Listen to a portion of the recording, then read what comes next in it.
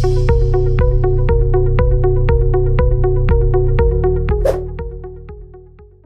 today we will be discussing hopefully two subjects. One subject is the AWS VPC itself, and the other one is called the IAM. The VPC itself is basically a network capability of AWS, which will allow you to basically create your own networks within the cloud. And IAM, which is Identity and Access Management, is the key function of AWS that allows you to create different users, permissions, and grant different policies to them, which basically translates to something like an Active Directory if you use Windows. Basically, it's a database of users and what users can do. So I would like to start with VPC itself.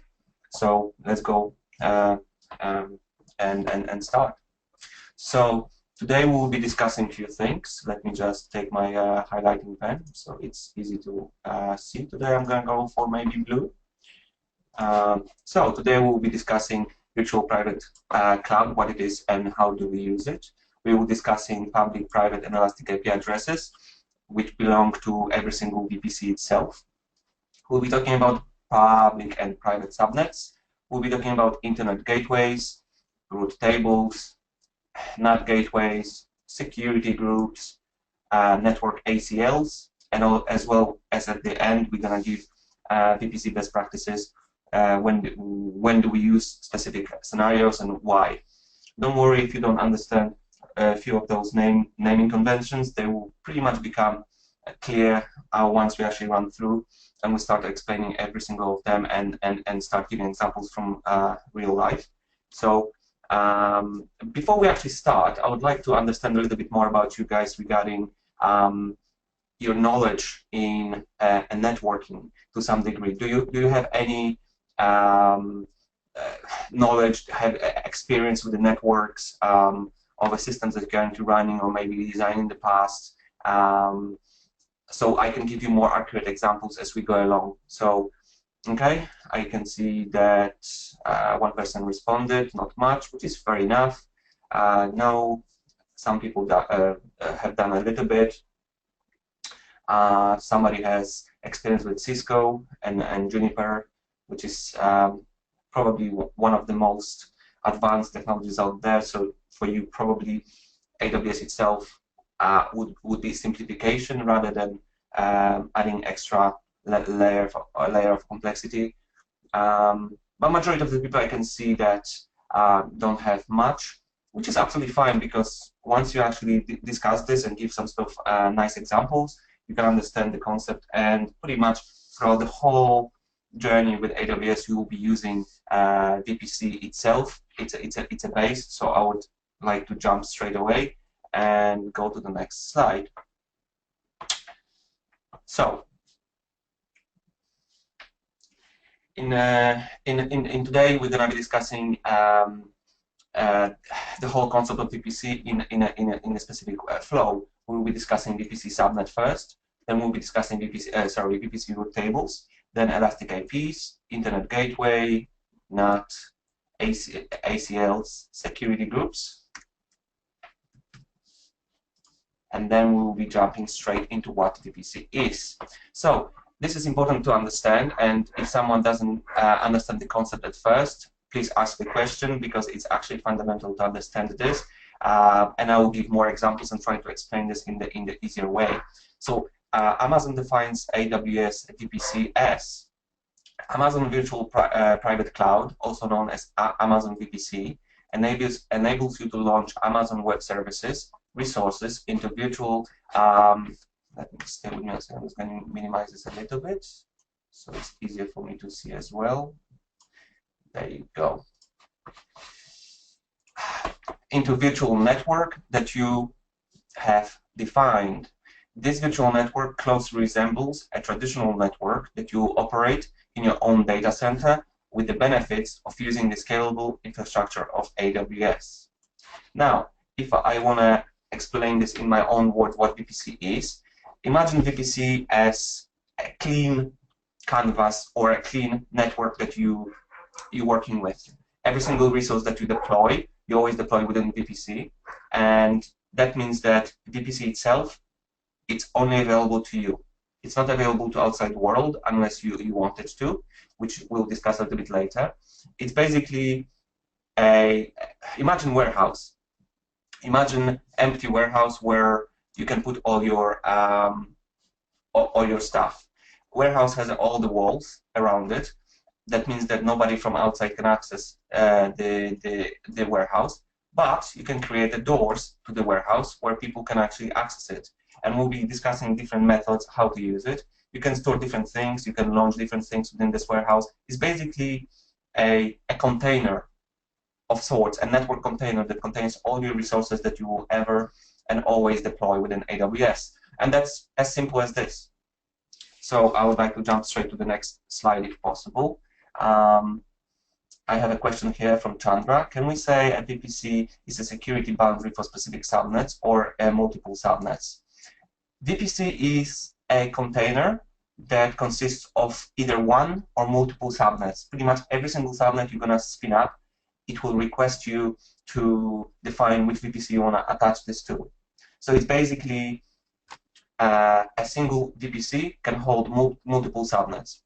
For those who work with the networking a little bit more, which I know there are a few of you out there, you can think from technical terms that VPC is basically a VLAN that is created on Amazon networking, which allows you to oh, I see that my voice is breaking. I do apologize for that.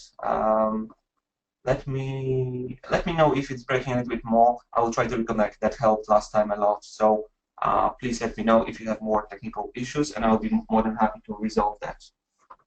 Cool.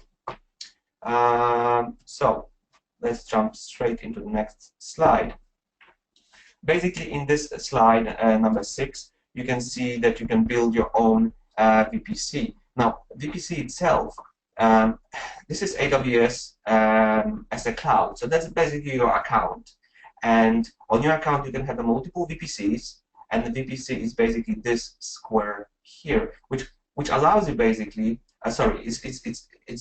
Let me just clear this up again. The VPC is exactly this container here, which allows you to have multiple subnets, multiple routing tables, multiple resources spun up inside that will allow you to basically interact with each other and talk to each other.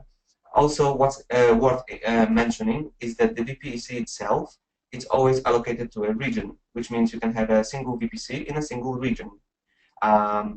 It cannot go outside of the region. If you want to have another region somewhere else, you need to create a brand new VPC with pretty much the same setup if you want to, which we will discuss a little bit later. So the VPC is the widest possible resource or container that holds all your resources and every single server or database or anything you can spin, you can think of. So basically, that's the VPC. Let me clear this up. I have a question here. Can we bond? Can we use our own private IPs in the instance within a VPC, or we want to use subnets which will provide, which are provided by AWS for the VPC? It's a good technical question. Basically, a VPC itself, you'll be able to allocate a subnet range, so basically IP range that you can deploy multiple subnets within. And I will show you later on how to do this in the demo. But the answer is that you can allocate any IP you want. Obviously, IPs that we want to allocate are basically in the 3 different types, basically either 10.0, 172.0, or 192.0, which are non-public ones because that's internal, obviously, networking. And once you allocated all those subnets, you'll be able then to do multiple routing in between. You'll be able to do lots of other things. But that's basically it. I have another question from Chandra this time. How many VPCs can we have for each AZ for specific customer? Is it only one? No. Basically, you can have as many VPCs as you want. There is also a soft limit that AWS gives you. The soft limit is by default 5 that you can extend, and really, I think the limit is the sky that you can have. Each VPC you can have within the same region, you can have multiple regions. It's entirely up to you how you design your application. If you have a single system that runs in the cloud, it's into an advantage to deploy everything within a single VPC because it's a single networking, so you don't need to do any complex routing between and opening additional ports, anything like this. You can secure stuff within VPC by using either knuckles, so network ACLs, or you can also use security groups, which we'll be discussing a little bit later. So that's the answer to your question. Don't look at this particular chart that we have here on the screen as something that is complex and you have no idea about. The whole point was to discuss that VPC is the widest possible resource that you can allocate, and then within this you can then allocate multiple other resources. It's basically a container to hold all your servers. I have another question. How is this charged? Is it number of VPCs or number of ports? Basically, VPC itself, it's free, and up until around 3 years ago, the VPC was not a default design.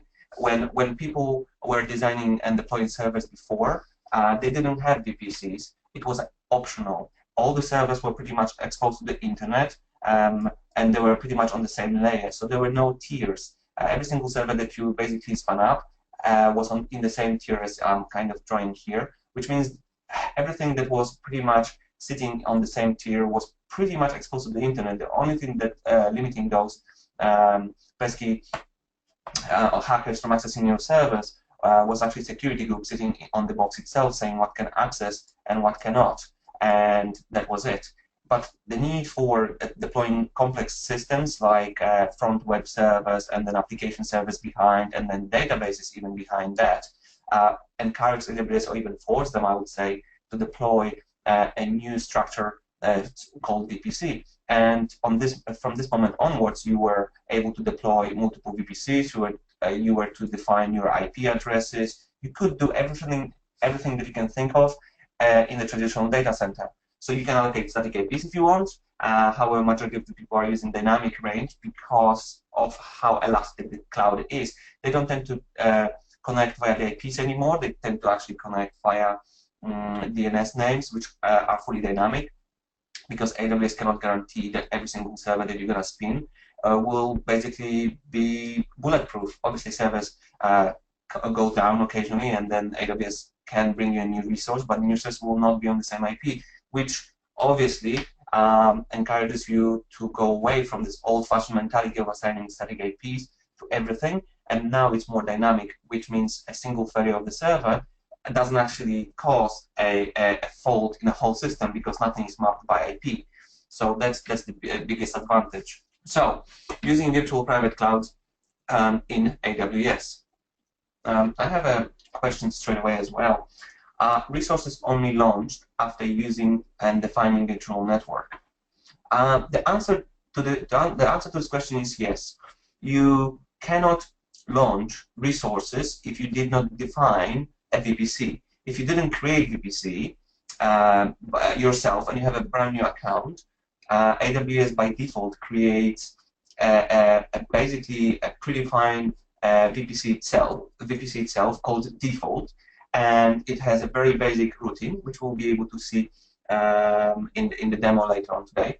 And you will only be able to allocate those resources to default. But if you want to specify everything the way you want it to look, you need to create your own VPC, you need to create your own subnets, routing tables, and so on, depending on what and how you want the system to be accessed and how you want this to be connected.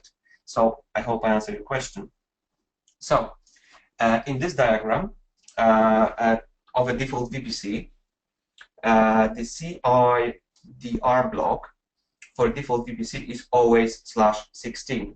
And that's important. If you don't know what /16 is, I can explain to you in a simple way. Basically, a network, imagine address something like, which I can give you the good example here. Okay, I'll give you an example like this. Imagine you have an address of 172.0.0.0. Yeah, you can access. If you're interested a little bit more about the subnets, you'll be able to do a subnet calculator, and in here you'll be able to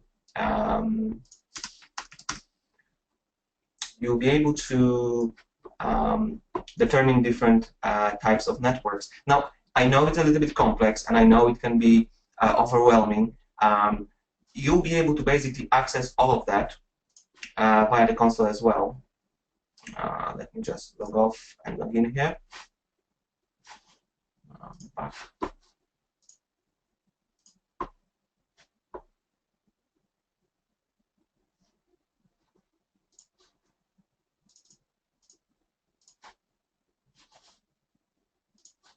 So stay with me 1 second. I'm going to be able to show you this exactly and what we're talking here about.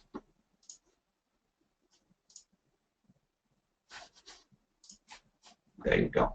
I'm gonna log into AWS straight away, and I'll be able to show you this in services. So if we're gonna go to the service, I like to order this alphabetically because it actually makes more sense to me. But if you wanna group this by different collections of storage and databases, it's up to you. I like looking alphabetically because I know exactly what they fall. So if you're gonna go to VPC, you'll be able to see straight away. It's in here. Pretty much here, you can see you have a one VPC, which is a default one. If we're going to click on this, the VPC doesn't have a name because it's default, and you can see that this particular VPC has an IP range automatically allocated to it as 172.31.0.0/16. What it means that /16 means that you can fully utilize last 2 octets of this IP range. If you would have, let's say, /8, you would be able to utilize last 3 octets. And obviously, every single octet or every single of them can have a value anywhere from basically 0 all the way to 255, which means if you have /16, you can have 0.255, and you can have a 1.255 all the way to 255/255.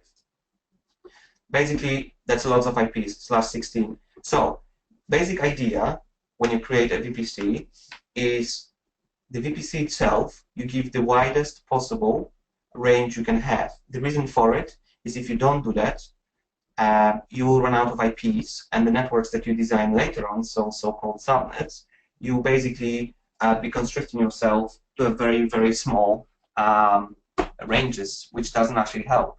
So by default, AWS came up with a pretty much range that allows you to have a really huge amounts of IPs. And that's just the VPC. Once the VPC is created, you cannot really change it. You will have to create a new one, and you have to allocate all the resources. So that's very important to create it in the good way in the first place. So going back to the presentation, if I may, for a second.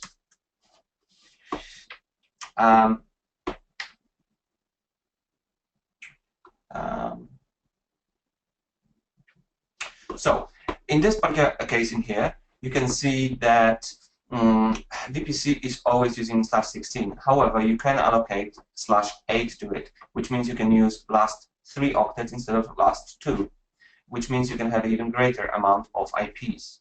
Now, once you created the VPC, then you will be able to see that you can create a subnets in it. And subnets must be part of the network that you created in the VPC, must actually be within the range of the network itself. You'll be able to create multiple subnets, and all those subnets can be different. You can see here the one subnet is running .0/20, another one is running .16.0.20. Now they're a little bit different, and I could go even more detail. However, I'm not going to do that because the point of the class is not to understand how the network worldwide works, is how AWS actually works. So if you want to research more about the networks and how to have appropriate number of IPs in the future, I would encourage you to do a little bit more research about the networking, and you'll understand much more about this concept. I would just like to focus on the VPC itself. So basically, that's the IP of the VPC. You can have anything you want.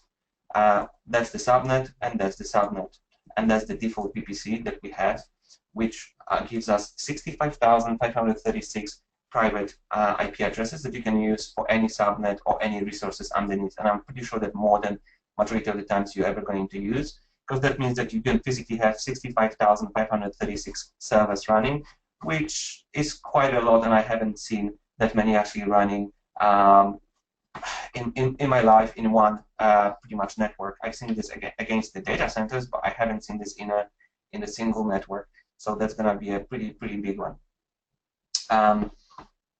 I can see one more question here. Can EC2 instance retain the IP after reboot?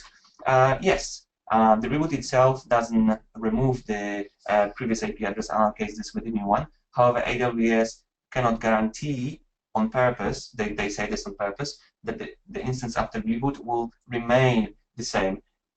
99.9% of the time it actually does. However, it's worth remembering that if AWS, for example, has any technical issue with the host that is actually sitting underneath, so basically a physical server, and you reboot the instance, it will reallocate you to some other hardware, and in this case, it can allocate you with a different IP. That's important to remember. It doesn't happen very often, but it can happen, and that's something you need to bear in mind.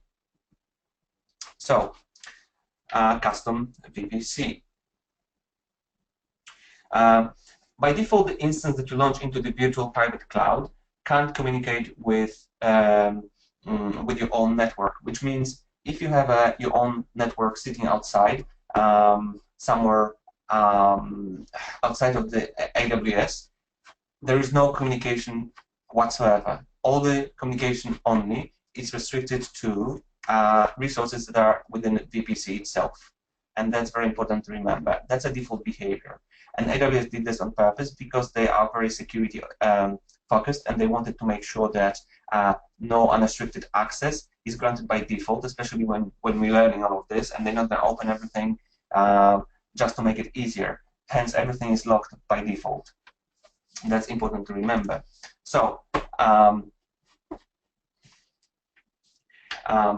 what you can do, you can connect the VPC to your existing data center by using either hardware VPN access, or you can efficiently extend your data center into the cloud and treat it maybe as a hybrid environment, which means you can create specific rules and entries that will allow you to basically, via VPN connection here, that you can basically take whole VPC and every single resource that you have, and you can connect it directly with your own network.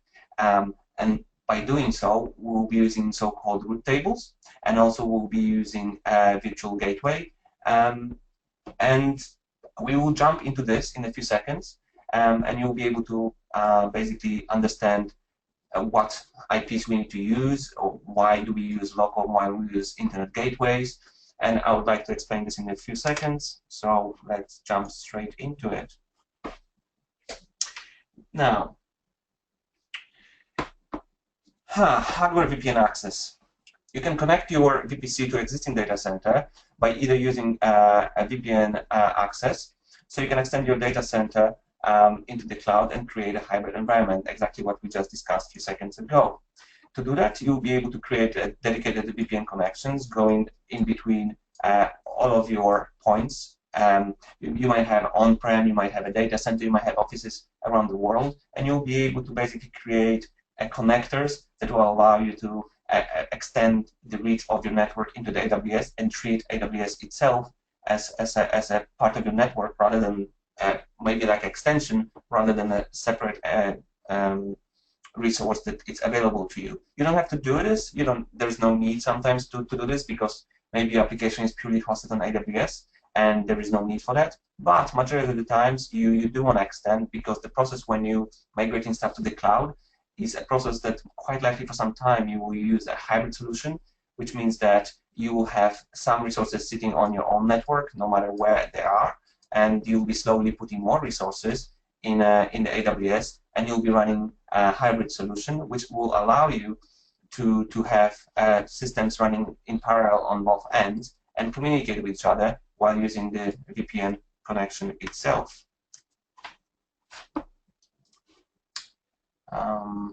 Let me just see some questions I have.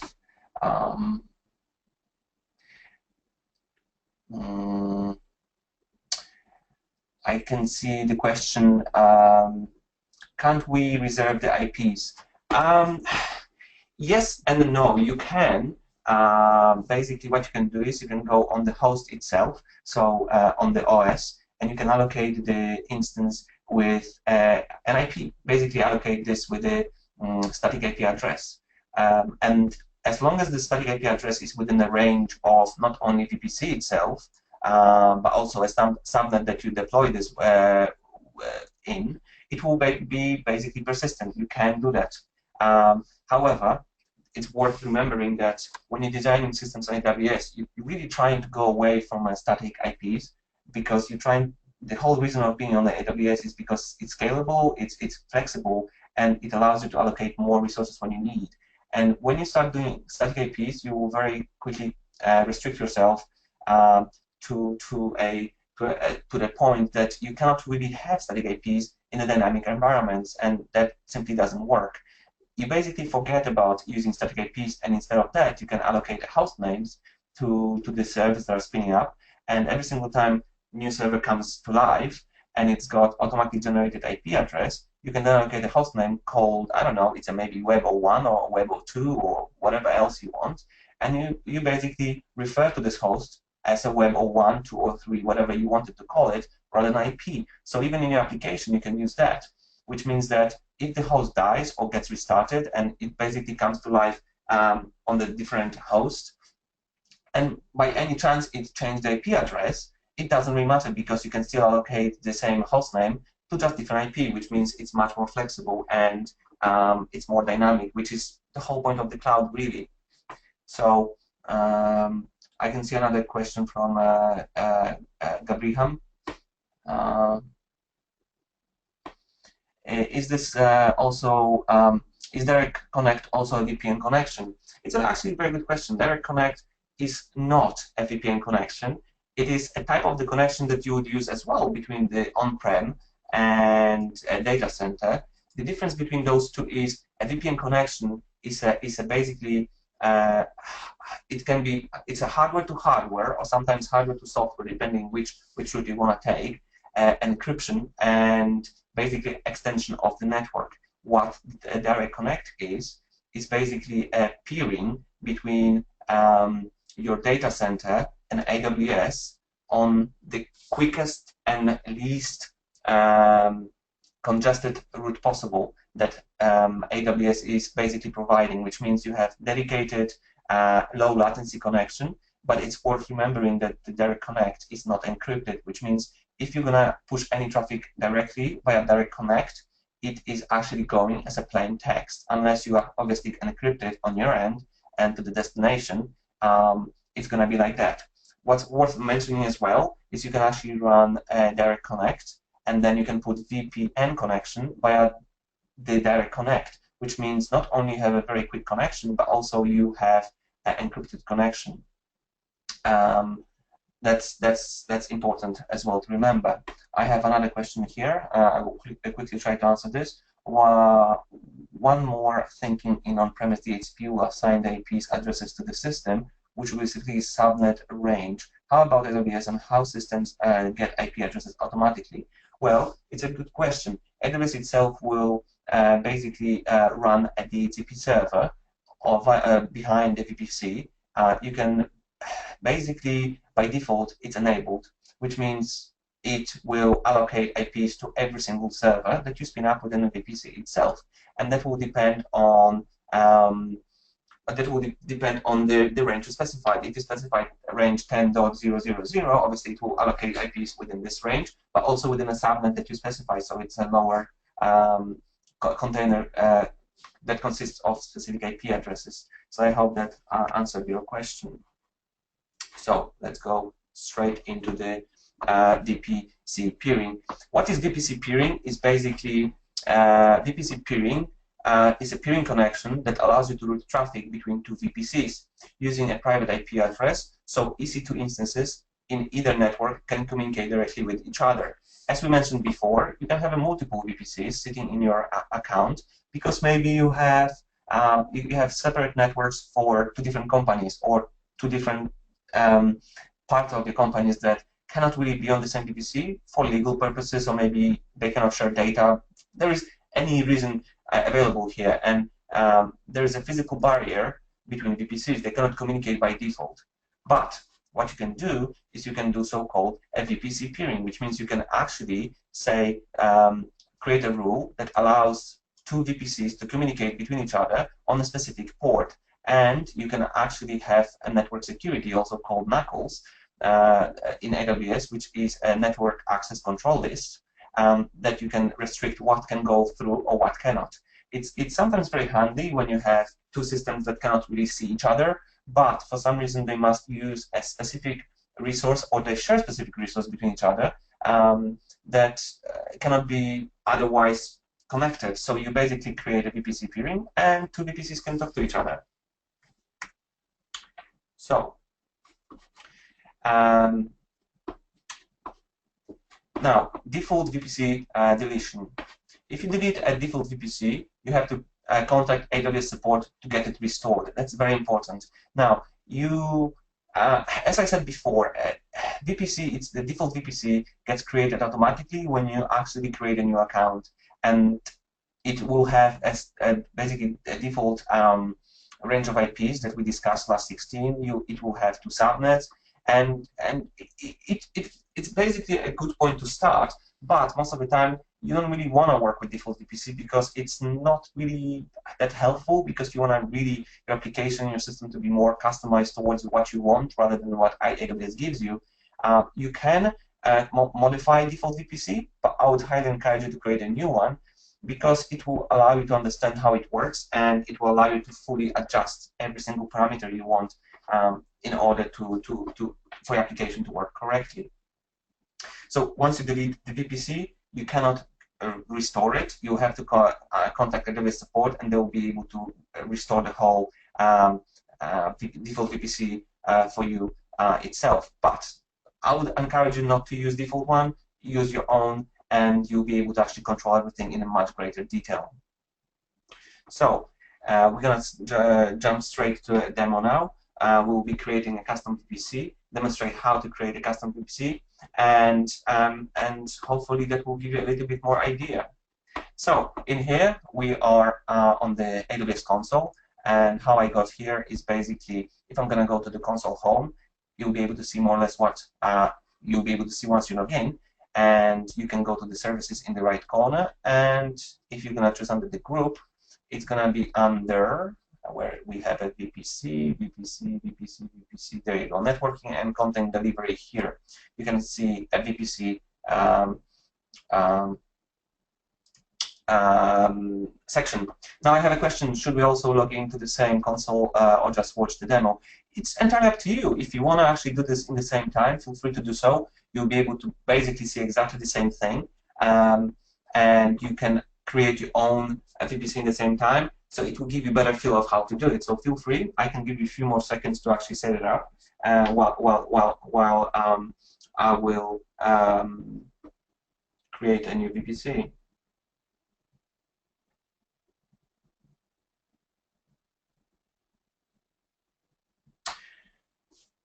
Okay, so in order to create a VPC, first of all, let me just minimize this. First of all, you need to make sure that you know which region you are, and that's probably mistake number one that everyone makes. And the reason why I'm going to explain now, I'm going to take the red pen, it's red because it's important what I'm about to say. In the corner here, in the top right corner, you can see region we are currently in. By default, when you log in for the first time into your AWS, it will be North Virginia, which is a default and the first data center or a cloud data center that AWS ever released. So that's a default behavior. And make sure before you create any VPC, you choose appropriate region, and that's very important. If you don't change this region and you create a VPC, well, you're gonna create it in the wrong region. What it means, if you want your servers to be, let's say, in Dublin or in Frankfurt, for example, and you create one by mistake in North Virginia, well, guess what? You have to create it again. You cannot move VPCs like that. So make sure before you even start creating any resources that you're in the correct region. So to change the region, what we can do is we can click on the region itself, and we can create and jump into the region we want. I will jump into the island because I can and I want to. And you can see that basically we have, okay, I don't have a right to do that, so let me do just in North Virginia.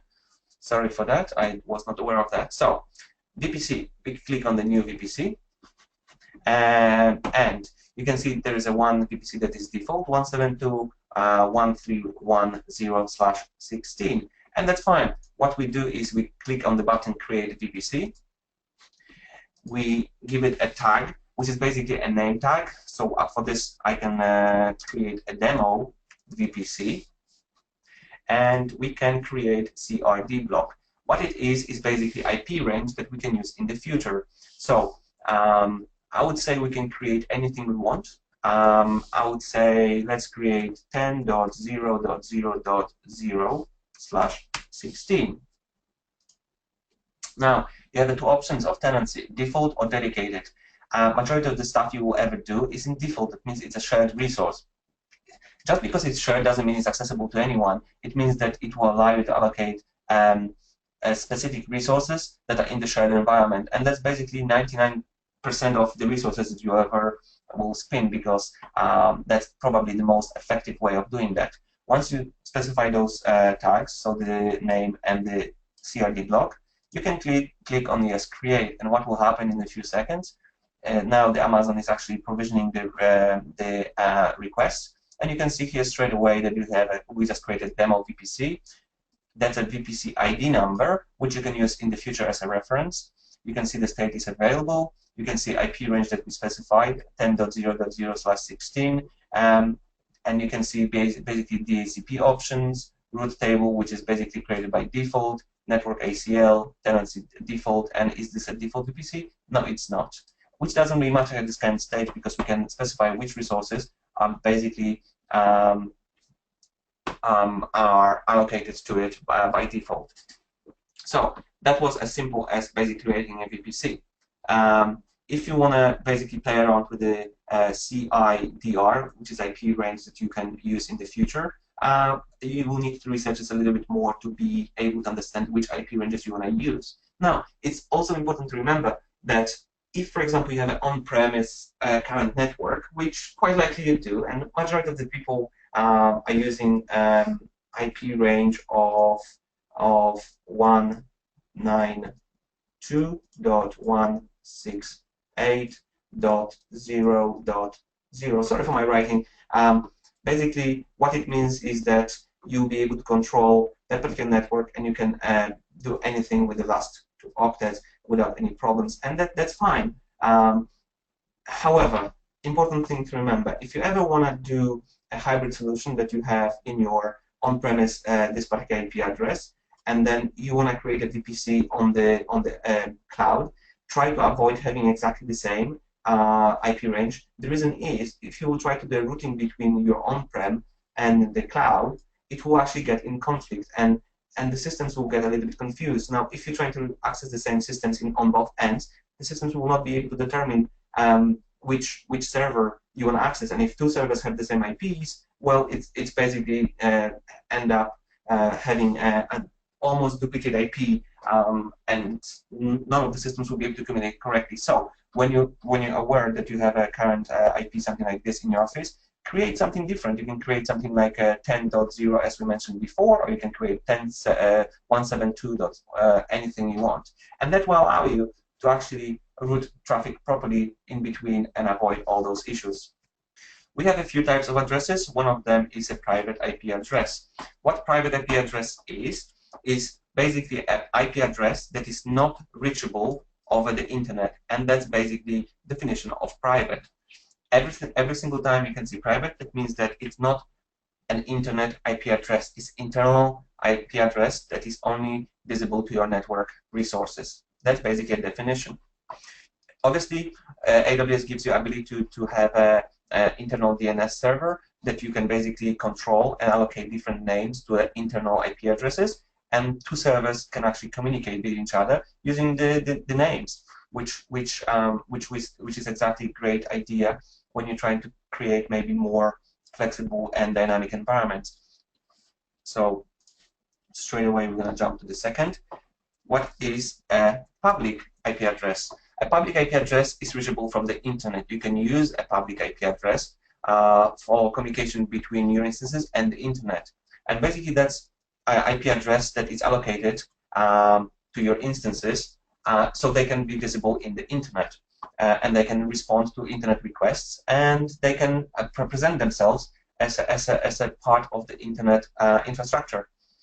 When would you use it? Well, simple idea. For example, you have maybe a web server, and web server itself can be exposed to the internet. In fact, must be, because let's say it's an internet-facing web server. So what you would do is you can allocate so-called a static IP, which in this case in AWS we call it elastic IP, which can be a little bit confusing, because if you think about elastic, it doesn't really specify static, but this is how AWS came up. So every single time you hear elastic IP address, that means a static IP that is a public IP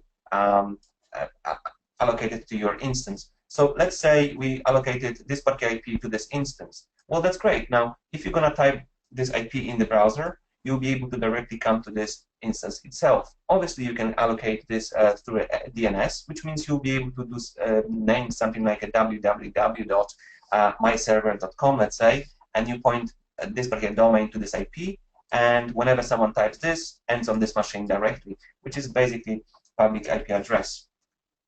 So, next slide. And exactly what I mentioned before, what elastic IP is a public, persistent public, it's a static / public, persistent public IP address that is allocated to your account and can be associated to and from your instances as required. Which means when you have elastic IP address, you basically request it, and I can show you how to do it straight away as well. You basically go to elastic IPs, and in here you can see that you can allocate new IP, and it says, well, basically allocate. It's thinking a little bit, and once it's done, it allocated. That is a static IP address that is internet facing, and you can take this IP address and you can allocate it to any resource you want. So you can actually allocate it to maybe one instance, and then when this instance is dead and you have a new one, you can allocate it to another one. So you can take this IP address and map it to a resource that you want. So that's a very good thing about the AWS and elastic IP. So if, for example, in this, sorry, I'll just go back.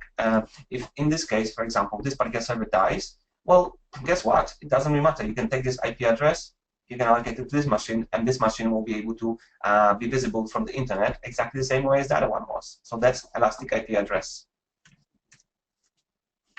I have a question here.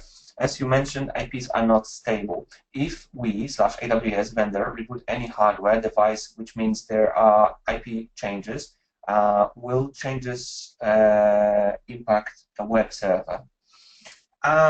They can. One of the situations when this can happen is when the hardware underneath your instance is, let's say, faulty, and when you restart your instance, it will be reallocated to another host, so physical server running somewhere else. In this case, it can change the internal IP address, which is basically the default one that AWS gives you, which is this one. But if you have elastic IP allocated to the server, which is this will never change. That IP, once it's assigned to you, it will become persistent forever up until you release it, which means once you have it allocated to any machine, and that particular IP is the one that you show to the internet, not the internal one. So that's basically the answer. I have another question here. If the hardware/instance goes down, will the name of the machine also will also got replicated into the new hardware? Now, it's entirely up to you. By default, it won't. The reason is when you allocate new resource, so basically a new server, the server will just get IP address. But what you can do is you can create a script that on launching this instance can, for example, connect to the DNS and assign itself to any hostname you want. So you can call it maybe DB01, which means this one can actually have internal IP address. So if this one fails and you spun up another one, well, guess what? This one can have exactly the same hostname, with the exception it will update the record and update to this, which means the IP itself can be treated almost as a dynamic IP, but the hostname itself is the one that is persistent because it sits in the DNS. And what DNS translates into later on, it's entirely up to you, and it's entirely which server you're going to use. So that's the idea. So we have to code. The answer is the answer is yes and no, because I'm going to give you examples that you don't really need to even think of the IP addresses. The reason why I'm giving you all those ideas of servers right now is one of the ways that can be done, but not many people do. The reason is most of the time you will use ELB in front, which is Elastic Load Balancer, and then you will have instances behind. And when you have that, you don't care about the IP address of the server itself. You don't care about the hostname even. That's irrelevant because ELB itself connects directly to the instance on the almost hardware level and routes the traffic directly there. So you don't ever need to specify any hostname, any IP on the ELB.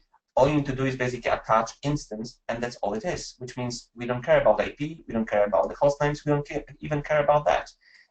You might have a situation that you do because you don't have ELB in your environment, and you have a single server facing the internet, let's say, and then you have to allocate the server with the static IP address, which is basically an elastic IP here, and then the server will be able to face internet, which is fine. But most of the time we will do it this way because it's much more secure, and also if one server fails, you have a redundancy behind, or even flexibility to add extra resources, and nothing in front will change, which is exactly what we want.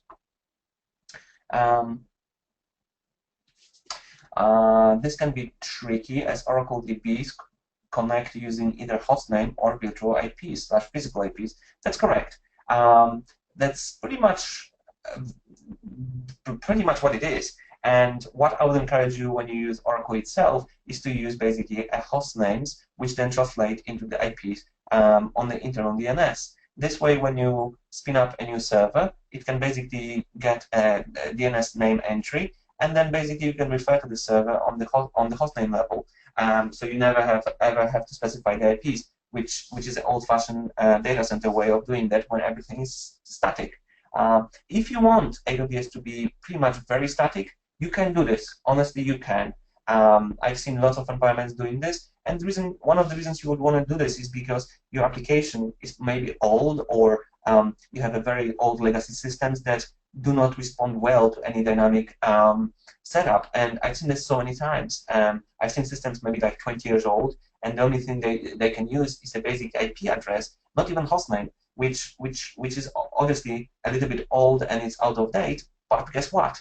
It must be migrated because someone said so. And in this case, you have to allocate those IP addresses, make them static on purpose. So basically, jump on the OS itself and say, hey, you know what? This server, I want you to be this. And every single time you reboot or anything happens, you always will be that.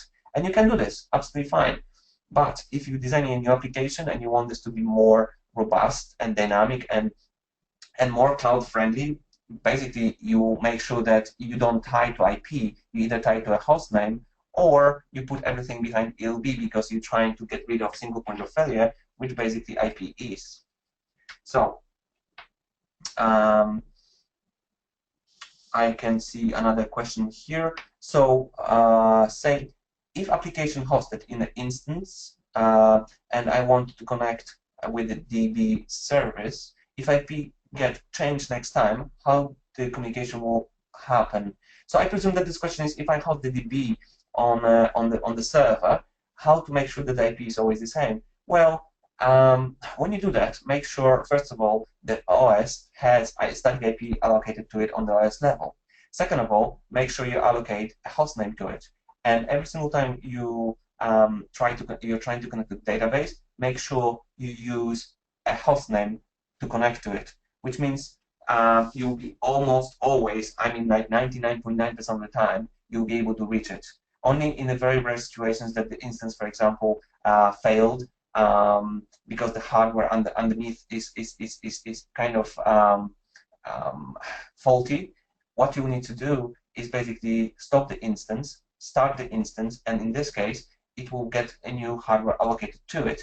And because the OS requests this particular IP to be static, it will be allocated with the same IP unless there's another instance already running within your network that has this already there, which means you're going to have a conflict, which means you cannot do that.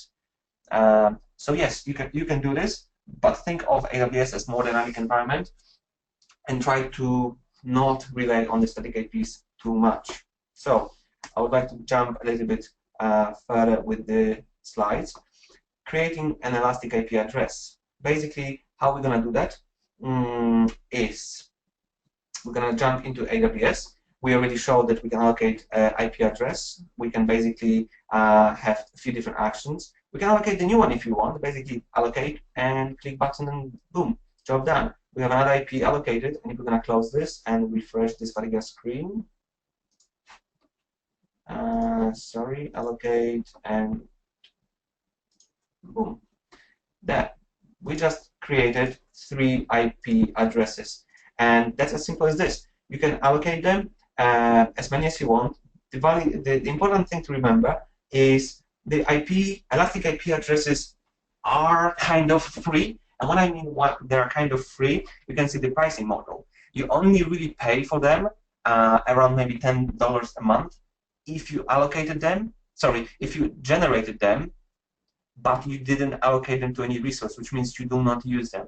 The reason why AWS does that is because we all know that IPv4, which is the internet-facing IP range, basically ran out quite a while ago, and now we're running on a very limited amount of IPs, which means AWS wants to encourage you, when you request lots of IPs, to use them. If you don't use them, they will charge you for it, just to discourage you from doing so, and that's very important. So that's how we create it. We can basically delete, release the IP address.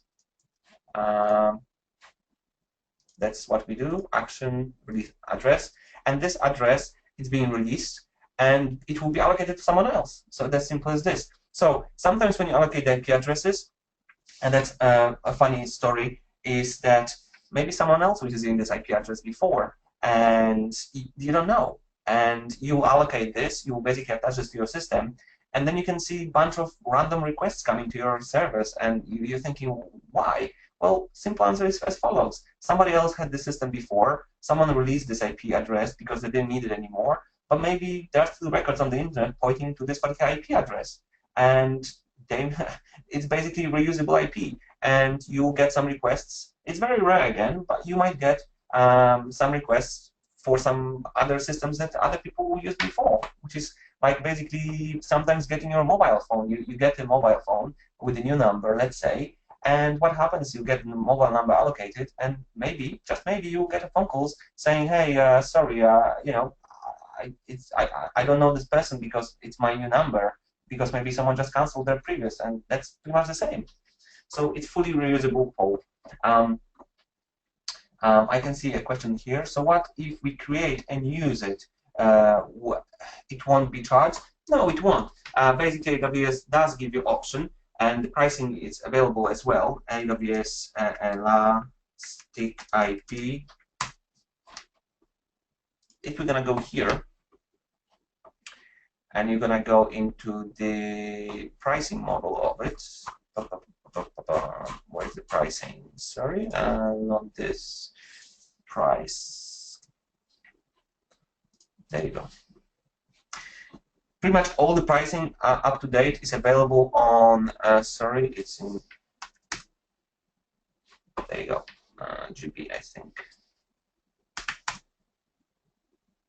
No. There you go. Basically, if you're gonna go into the pricing of AWS, and you're gonna go into dedicated hosts, on-demand pricing.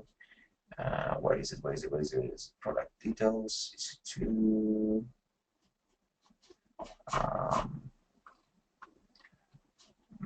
pricing. Where was it? On-demand. They changed the website again. They always do that. You have to scroll all the way to the bottom of that. Elastic IP addresses. Now, basically, you pay 0.00 cent, which means free, for one Elastic IP associated with a running instance, which means if you do have one and you allocated it, you pay nothing. You pay 0.005 US cent, which means it's less than 1 cent. It's a half of the cent for every hour once you allocated that to a running instance. Now, you also pay 10 US cents for every single remap. Basically, every single time you remap this against another server, so basically you took it from one and then allocated somewhere else, you will pay for it 10 cents for 100 for each remap, over 100 per month, and basically up to 100 is free, so you can remap this as much as 100 times and you will not pay anything. Now, also it's worth mentioning that those prices here are so little that you probably will never even notice this on your bill, which means once you allocated this to a server, quite likely you will never change it unless there's a fault, which means those charges, it will probably never apply to you, which is a good thing. So now we're going to discuss subnets, using subnets in VPC. What is the subnet and the definition of it? Basically, Amazon defines the subnet as follows: a range of IPs in your VPC. You can launch AWS resources into a subnet that you select. Use a public subnet for resources that must be connected to the internet, and the private subnet for the resources that won't connect to the internet. This is as simple as this. So think of it as follows. If those two subnets are running pretty much in parallel, what we would consider is, if I'm going to draw the square around it, we can call it a VPC. It's a container containing all the subnets and all the resources within. And we can say that this particular subnet, for example, is facing the internet, and we can do that by using proper routing tables as well as Internet Gateway. And that particular subnet is only an internal subnet, which means we will not do anything to it, and it will remain only within the VPC, which means it doesn't have access anywhere else, which means it's good, because some resources that you have must be only internal. Not everything must be facing always internet. So that's basically a definition of VPC itself. Of subnet itself. You can have multiple VPCs, and it's worth remembering that when you create a VPC, it will ask you of which availability zone you want to allocate it to. Which means, if, for example, we are in the region of maybe Dublin, which I can show you this in a second. In fact, let me just jump and show it straight away. Sorry about that. Let me minimize that. There you go. So, if we're going to go to subnets, we shall have few default ones, and you can see that each subnet has its own subnet ID. It's allocated to a VPC itself because it's a part. So when you create a subnet, it will ask you which VPC do you want it to be allocated to, and also you have IP range of a subnet itself. You can see how many IPs are available, and the most important that we discuss now is which availability zone you want to use this, which is actually very good because you can create, in this case, obviously 4 subnets. Each subnet is in separate AZ, which means you have full redundancy, which means if 3 out of 4 goes down, well, guess what? You still have a 1 running, which actually is amazing because you can have and create systems that allow you to be fully independent and run in the multiple data centers. And that's pretty much with one click of a button. And that's, on its own, is one of the biggest advantages of AWS. I can see a question here, can a subnet have EC2 instances with elastic IPs, or can I have one elastic IP plus one static IP into instance itself?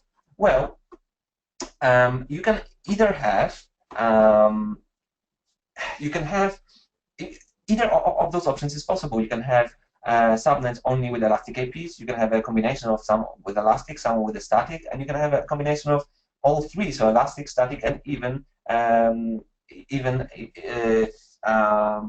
dynamic, which makes it entirely up to you how you're going to design the system, and that's the beauty of it. So it's entirely up to you how you're going to design this. So coming back to the presentation, public and private subnets, and this is where we're going to discuss a little bit more to understand what happens and how it works. It's entirely up to you. Now, in the public subnet, which means facing the internet, you allow internet traffic in and out to communicate with the internet and your resources on the public subnet. And in the private subnet, this is locked by default, and you don't allow that, which means maybe you have specific requirements, like maybe a database server, DB, maybe you have application server sitting behind it, maybe you have some other resources, like even your files or anything else, that you want this to be persistent on AWS, but you don't want anyone from the internet to access this because you treat this as a private data. And you can have either of those two options. Now, they can communicate with each other if you want this, but the whole point is that it's entirely up to you if you want this to be available to public or no. And that's exactly the difference between private and public subnets.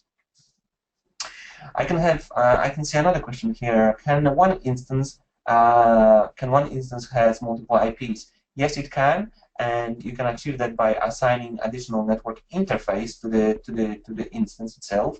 And when you assign the network interface, it will be assigned with the IP address, which means you can have multiple IPs allocated to one instance. And yes, you can. So now what we're going to do is we're going to create a subnet, and we're going to do this on the AWS console. Now, if we're going to go to subnets, as I showed before, so if we're in the VPC dashboard, you can go to subnet either via here or via here. It's entirely up to you.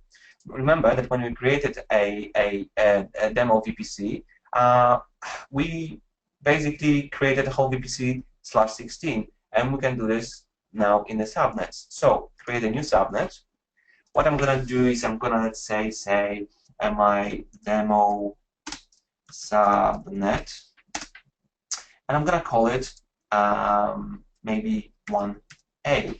And the reason why I'm going to call it 1A is because I'm going to allocate this in the 1A okay, 1A is unavailable here, so I'm going to change it to 1B. Sorry, 1B.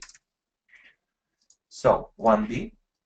And you can see here from the dropdown on the VPC, we have 3 VPCs, exactly the same that we created. Now, the one without the name is the default one that AWS created when we created the account. And you can see 2 demo ones because I created one of them and one of you created another one in the same time, which is absolutely fine. So I'm going to choose random. I'm going to choose, let's say, the one with the capital VPC, ending with the 13F in the VPC ID itself.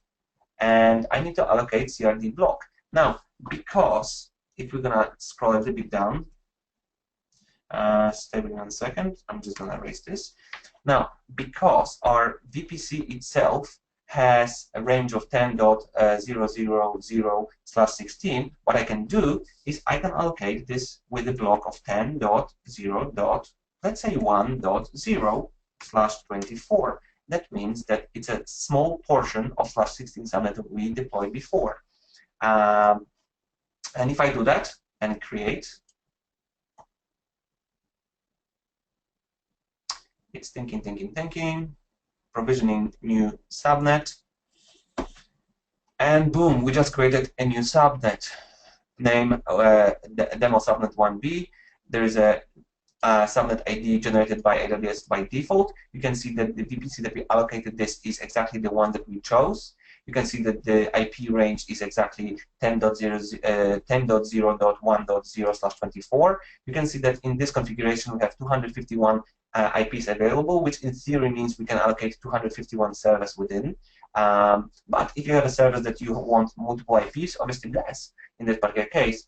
You can see that we chose US East 1B, exactly the same that we allocated, and a bunch of other stuff that we chose. So basically, this is how you create a subnet. We can create more if you want to, but there's no point because every other one is exactly the same.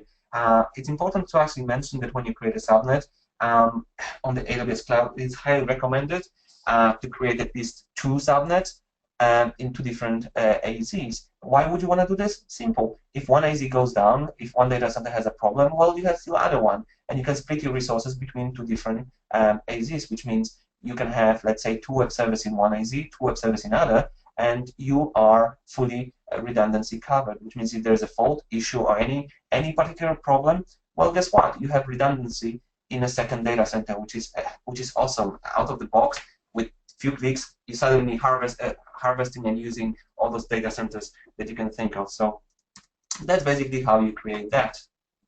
So we're going to go straight into the internet gateways, what it is and why do we use it. I have a question here. AWS does keep a copy of the data in remote region for redundancy. Is it the same for the VPC? The answer to this, a simple answer, is no. VPC itself is basically your network setup and topology of everything before you even create any resources within.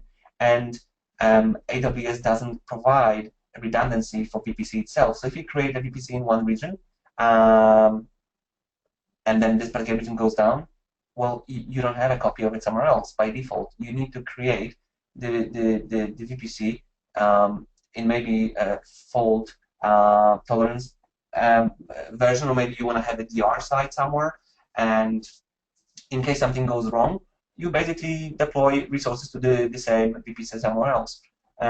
As probably we will discuss in the future sessions, you can create so-called cloud formation templates, which allows you to specify the VPC pretty much everything you can think of.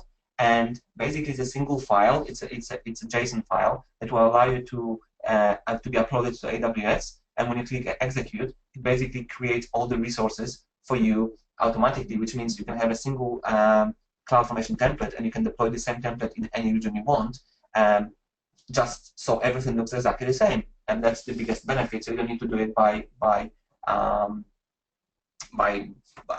hand, which is the whole point. So I want to go straight into the gateways if possible. What is Internet Gateway? Amazon definition of an Internet Gateway is an Internet Gateway is a horizontally scaled, redundant, and highly available VPC component that allows communication between instances and your VPC to the Internet. It therefore imposes no availability risks or bandwidth constraints on your network traffic. So when you think of an Internet Gateway, think of it as your internet router that you have in your house, in your office, or anything else. And you have a bunch of maybe servers, computers sitting behind it, and all those computers sitting behind can communicate with each other because they're part of the same network. But suddenly one computer wants, for example, to communicate with the internet because you maybe want to access the website. And when this happens, it will go exactly to the router, in this case Internet Gateway, and it will go to the internet as the rest. So basically, when you think of Internet Gateway, it is a service that is provided by AWS, which is a fully scaled, redundant, and highly available. And to be honest, I'm working with. Is the voice better now? I have complaints that there is something wrong with the voice. So Onkar, can you hear me correctly now?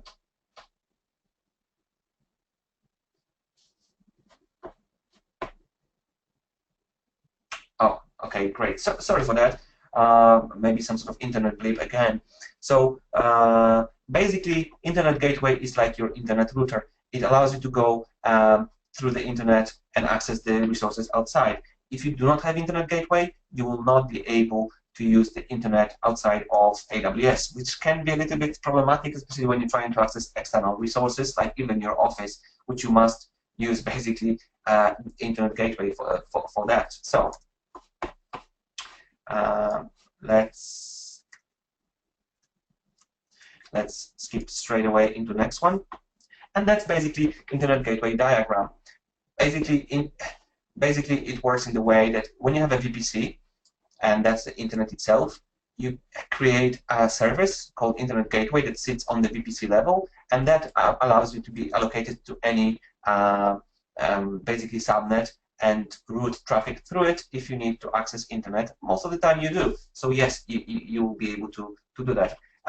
In this case, for example, because this is a private subnet and this is a private and this is public, that means that in this case we do not want this particular network to access internet, which means we will not grant that. In this case, we only allow this route here, which is entirely up to you how to do it. I can see another question. If I create a default EC2 instance without the VPC, will it not have access to open internet incoming and outgoing with both ways? Yes, you still can create an instance that is not using VPC. I would highly recommend not to do this, and the reason behind it is creating everything within VPC is much more secure, and it gives you much better control of how the traffic flows. You can create a server that is facing internet itself with no security if you think about it, but it wouldn't be wise, and it's a default behavior from AWS right now for the past 3 years, as I mentioned before, that every single resource you create is sitting behind the VPC, and once configured, you don't ever have to think about it. So I highly encourage you to use always VPC by standard. I have another question here. If I use a VPC, then using internet gateway required for the NAT access. Yes, VPC itself is basically a container holding all of your resources that is only accessible from within. So every single resource that you ever spin within a VPC can talk to each other, and nothing else can. Now, internet gateway itself is a service that you put on the VPC, and then you allow specific routes and specific resources, like in this case, for example, this public subnet, to access internet itself. So in order to access internet, you will need internet gateway within VPC. So the answer is yes. So, internet gateway requirements. Let me take a highlight. So, internet gateway must be attached to your VPC. So that's very important. You have no VPC, you cannot attach internet gateway. Simple as this. All instances in your subnet must have either a public IP or elastic IP address. That's important as well. Your subnet's route table must point to the internet gateway, and we're going to show this how to do it in a few seconds. All network access control and security group rules must be configured to allow the required traffic from and to and from your instance, and that's also very important. So I'm going to show you how to basically create an internet gateway right now. So we're going to go back to the VPC dashboard. In here, the section is internet gateways, and we have none. We create internet gateway, and we give it a name. Basically, we're going to call it demo internet gateway. Sorry, I like to use IGV because it stands for internet gateway, and it's a shortcut for us to use it. So most of the time when you see IGV, it probably means what I just mentioned. So create, and it is as simple as this. You didn't have to do anything, you didn't need to create anything and specify anything. It just created gateway itself. Now, when you created this gateway, you can see that the gateway ID got allocated, but the state of it is detached, which means it was not attached by default to any of the VPCs. Which means if you want to attach this to the VPC, you need to basically tick the gateway that we created, attach to VPC, and then you will have a drop-down with all the VPCs you have. So the one that we created is called Demo VPC itself. Yes, attach. And now you can see that this particular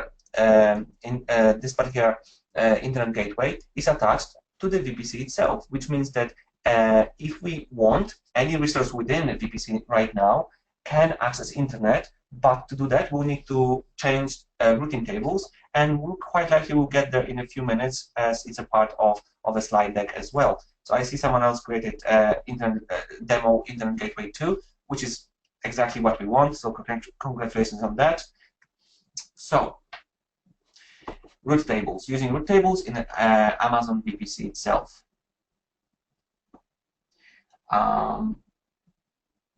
I have another question here.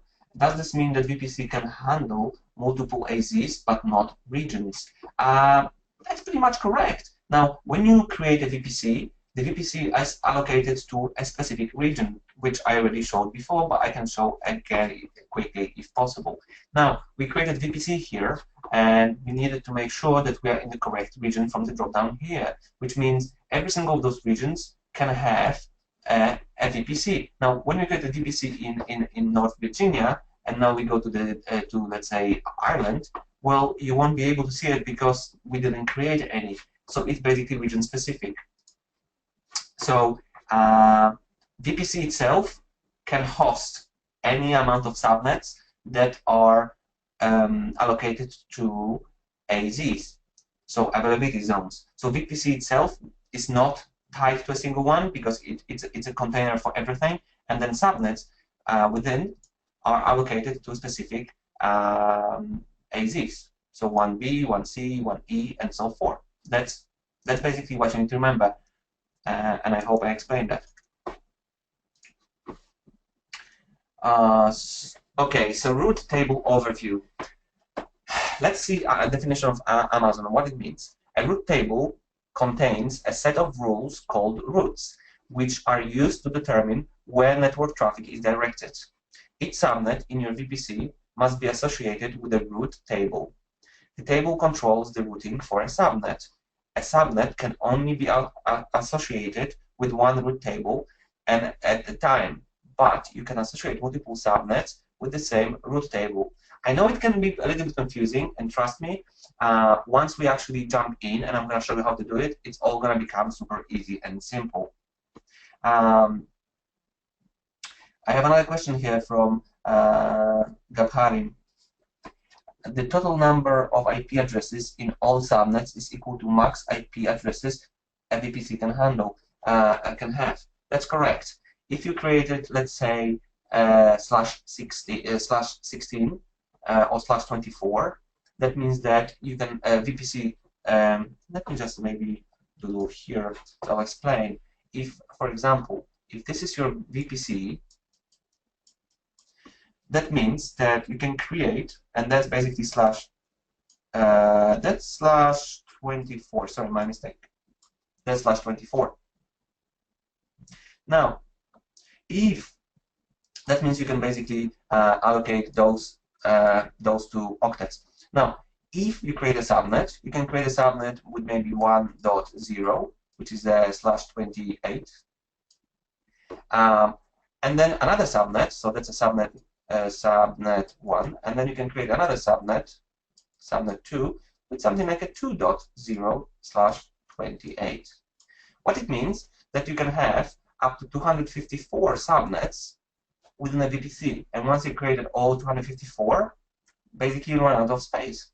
So it's maybe sometimes worth jumping instead of 24, doing a VPC /16, because it will allow you to actually utilize all 3 octets, which means you're actually making your life much easier, especially when you need to grow to a much bigger size later. But remember, you can always create a new VPC, and you can utilize a new VPC later on if you need to.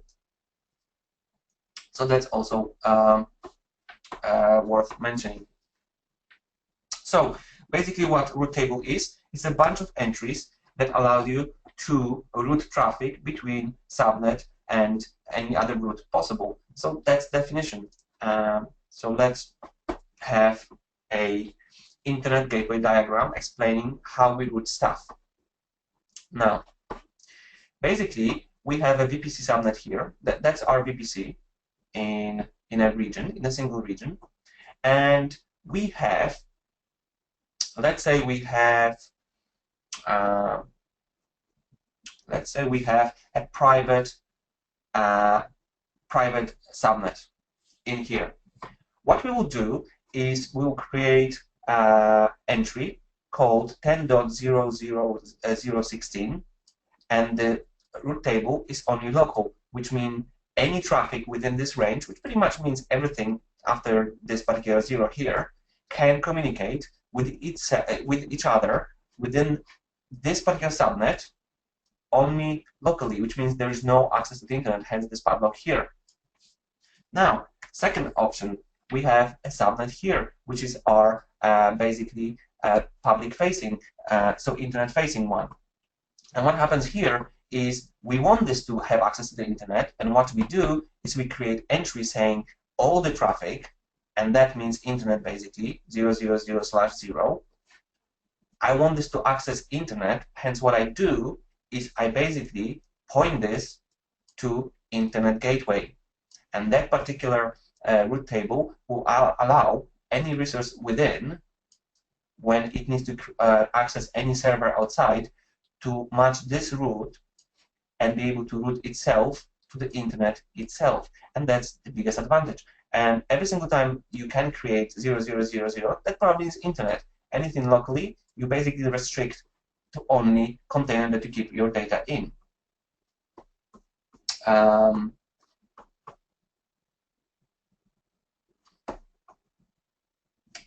I have few more questions here. Let me just try to answer.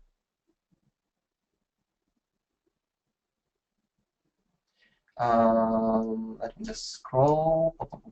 Sorry, let me just see. There are quite a few questions, which is awesome. I really like questions. So, let me scroll a little bit more. Okay, so the demo login that you are using, is it your own or a common one for the students?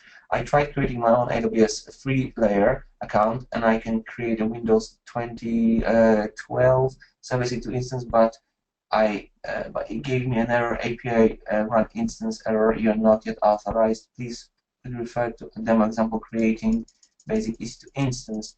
I will be able to show you that in a tomorrow's session, quite likely, because tomorrow we'll be discussing everything regarding EC2 itself. So yes, I'll be able to give you that. Another question we have is, please respond. You're using your own. That's pretty much, sorry, that's pretty much the same question, just copied. If both VPC subnets are private IP, can we create one route table for communication between two VPC subnets?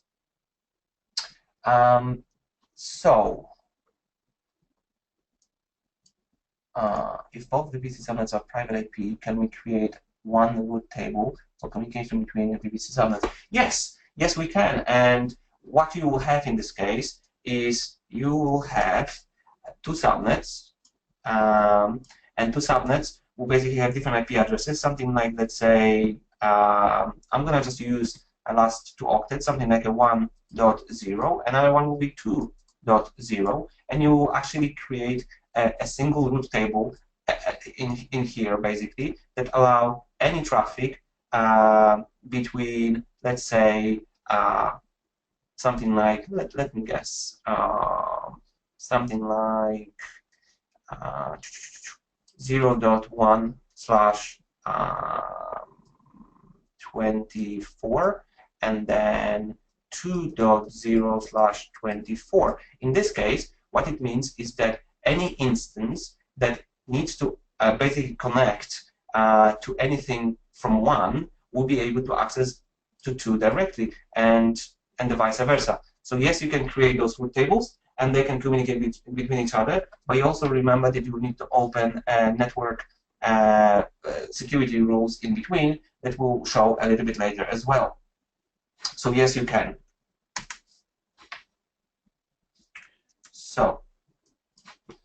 So that's pretty much Internet Gateway diagram that we just discussed. Now what we're going to do is we're going to create a route table. And how to do this? We're going to jump straight into the AWS, and we're going to go straight into the route table. And you can see that we have one by default, and we have each created by default with our VPC. One is with the capital VPC, another one is without. And that's a normal behavior that you have when you create a VPC. So to create a new route table, we click on the Create Route Table. We give it a name. I'm going to call it a Demo RT for route table, and I'm going to give number 1, and I'm going to allocate it to Demo VPC.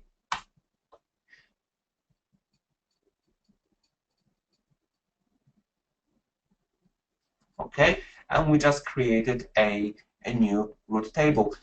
By default, a route table, if you're going to slide the slider from the, those are the tabs allocated. By default, you can see that the only traffic allowed for this particular route table is the traffic within VPC, which is a default local behavior. And every single time you create one, it always will have only the entry that matches your VPC itself, which means no matter what, all the stuff within will be able to communicate, but only locally. I can see I have one question from Charanjit.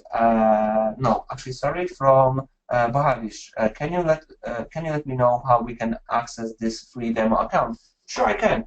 Basically, if you go to your Simplilearn and you type the address lms.simplilearn.com, you'll be able to end up in your profile. It will ask you basically for username and password. So if I'm going to sign out and I'm going to log in, I'm going to log in with my creds. In here, in my courses, you'll be able to see all the courses that you signed up for. And I am only signed up for AWS Solution Architect. If you click on it, in here, in projects, under the lab access section, you can see AWS Web Console. And you can, for the whole entire course, you can use this to basically create resources you want. And that's given to you, including in price, basically free of charge, extra on top of that. Which means feel free to jump on, create any resource you want, and basically that's it. Make sure before you start creating stuff, you read this little basically terms and conditions, what it will allow you to do, and basically for how long the access will be granted. In this case, it's only 90 minutes, and so forth. So you'll be able to basically create your own resources. I see another question: is it dedicated to each one or shared across? I presume that this particular one is probably shared for the course and for everyone, because I've seen some resources being created as we're doing this, which means quite likely someone else created the resource in the same time when I was creating one myself. So make sure you give a little bit more unique names, so we don't use the same stuff. You can put your name next to it if you want, or any other thing that is unique a little bit as well. Can we do anything that we get charged for? I don't really understand the question. I think no. The account itself is restricted to quite likely few resources. Most of the time, pretty much free resources. And even if you can spin up something that costs a little bit, probably that's included in your course itself. So feel free to do that. So I want to jump in straight into the power slide show. I showed you how to use it. Now, NAT devices, what they are and when we use them. So imagine what NAT device is basically a network address translation, also known as NAT device, to enable instances in a private subnet to connect to internet or other AWS services, but prevents the internet from initiating connections with the instances. Okay, how can I explain it in a simple way? Imagine you have router in your office, and when you're accessing the internet, let me just draw it for you. Imagine that this, actually no, Let me make this a little bit bigger. So imagine you have a router in your office. I'm going to call it R. And you have a bunch of users sitting behind. And each of those users have their own PC. Now, when you connect to the internet, which is, let's say, here, every single user goes to the router. And despite the fact that every single user is using their own computer, they're using their own IPs, which quite likely are internal, something like 192, 168, and so forth. And that's great. But what this router is basically a device that takes your internal IP address, and because it's connected to the internet, it presents its public IP address, which is probably here. So something like, let's say, 208.67.xx. It doesn't really matter.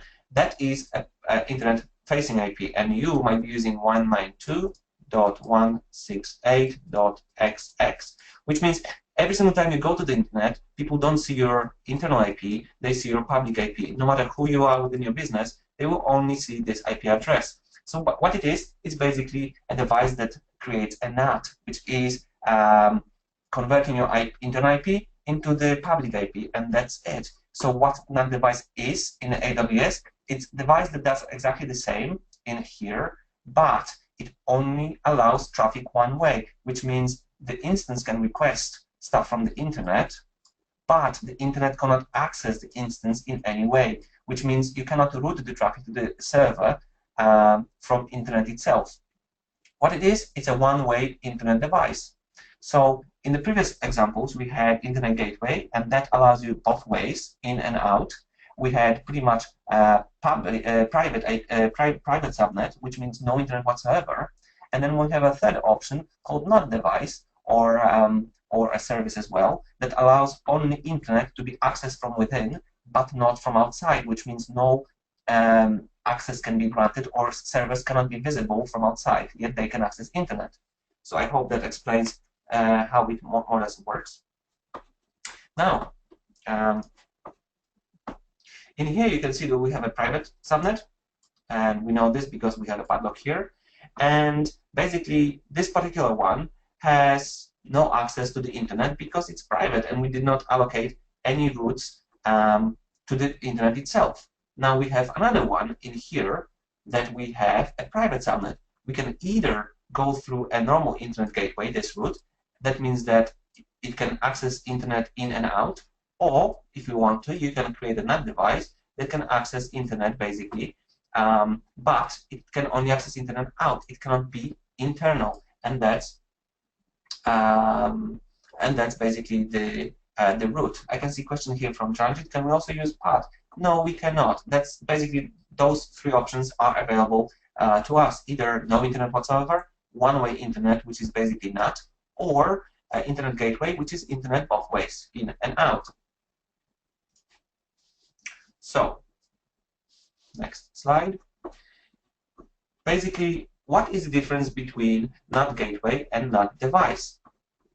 AWS provides two kinds of NAT services, either NAT gateway or NAT instance. What NAT gateway is NAT gateway must be launched into a public subnet, which means that if your subnet itself is public, you'll be able to access internet via NAT gateway itself. If it's private, you won't be able to do that. As simple as this. So let's go and create a NAT gateway ourselves.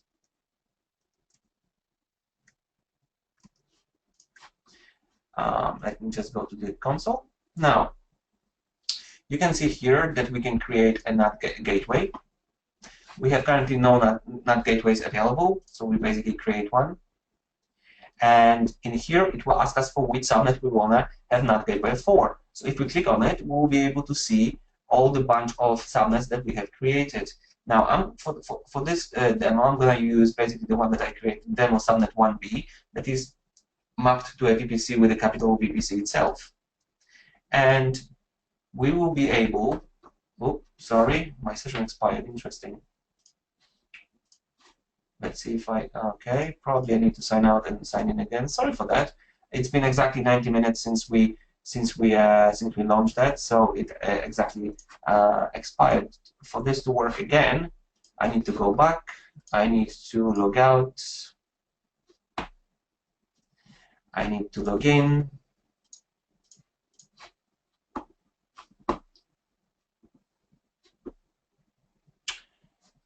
I need to go to my courses.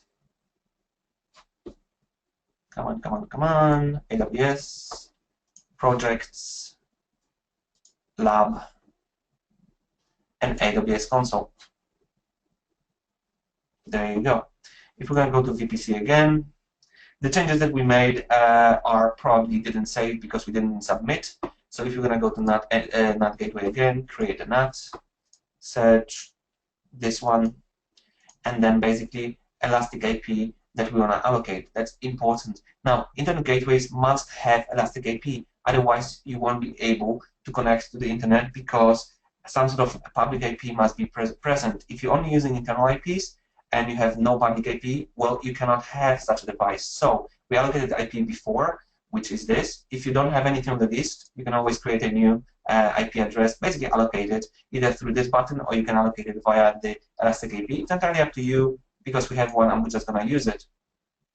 And that's it. Your NAT gateway has been created. So I can view it. Basically, NAT gateways. You can see that the status is pending. Quite likely is still spinning up, which might take few seconds for resources to be allocated. But you can see instance ID NAT gateway ID, which is in a new format, which is much longer than the previous one. You can see private IP address. Yes, it does have one. And you can see basically interface allocated with it, as well as which VPC is allocated, and which subnet we allocated, and also when we created it. And once it's available, we will be able to start using it straight away. So that's how we create a NAT gateway.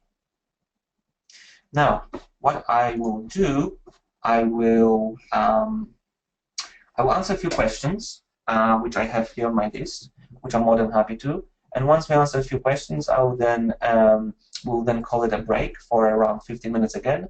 And after break, we'll just continue straight into further slides. So, what NAT device can't we access instances from the internet? With NAT device, can't we access instances from the internet? No. You cannot. The reason why is NAT is a device that sits in front of all your resources on the subnet level and basically masks all the IPs and everything from within your network and only allows instances to access the internet out. It does not allow internet to come back in. So that's important to remember. If I want to mask a critical application port from internet, which is the measure, what is the measure for this in AWS? Now, it's a very good and valid question, and it's very common. Now, you might have applications that do require access to the internet because, just an example, you want to be able to do, let's say, Windows updates, or you want to maybe do Linux updates, or maybe you need to download some application from internet that will allow you to for the application to run correctly. But you don't want internet or anyone from the internet access your systems. What you will do is you will create a NAT gateway, and you will allocate this NAT gateway to your subnet where the system is sitting. And you'll be able to create a rule saying I want 000/0 to be access internet through the gateway itself, but there will be no rule in return, which means the systems within subnet itself can access internet through NAT gateway, but nothing from the internet itself can come back in any way. In order to do that, you will need to then deploy internet gateway itself, which obviously allows you traffic both ways. I have another question here. Just would like to know in which cases we need NAT gateway and IGB. However, both will do similar job. Yes, as I already explained, NAT itself only allows instances from within a subnet to access internet, but not the other way around. And internet gateway will allow internet access to actually be able to access your instances itself. So that's the biggest difference.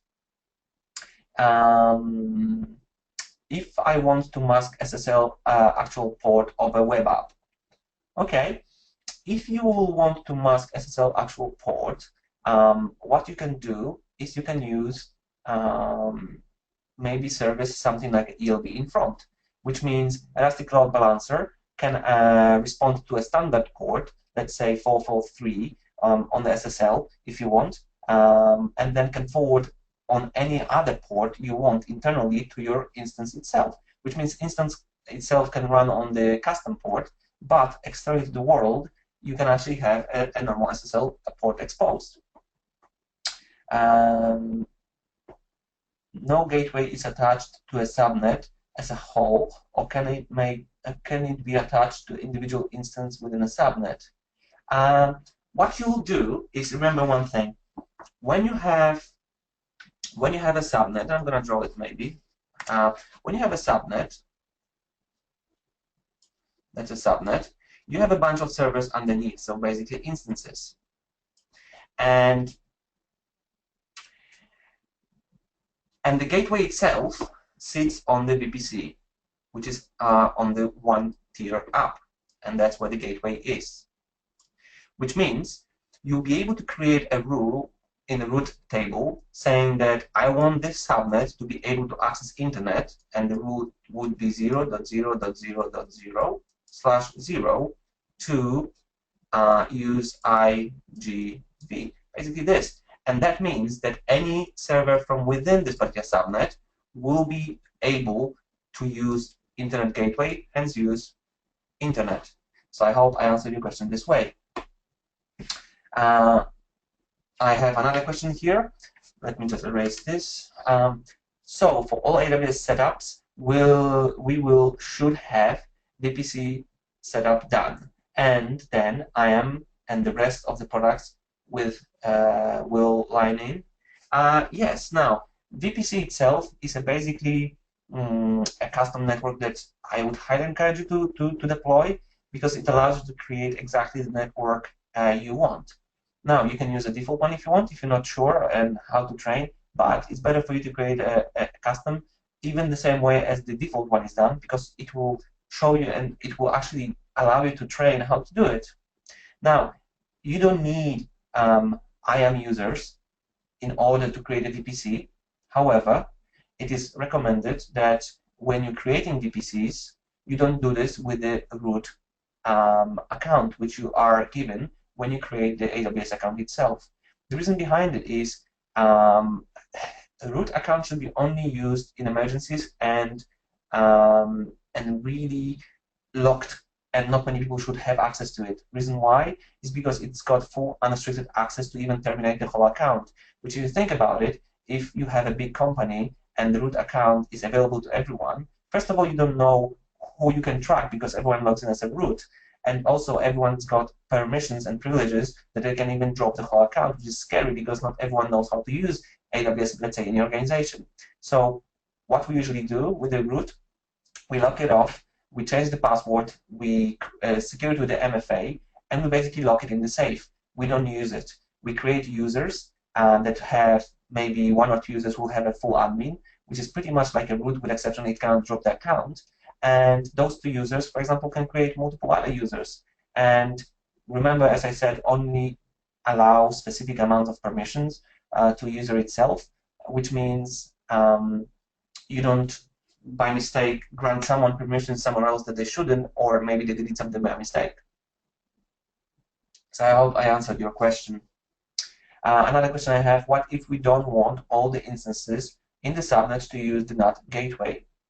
Well, it's entirely up to you how you will design your network. If you, for example, don't want instances in your subnet to access the NAT Gateway, what I would do, I would create two subnets. One would be called, let's say, public. Another one would be called private. And instances that must be able to use a NAT gateway would be allocated to one subnet, and other ones would be allocated to other.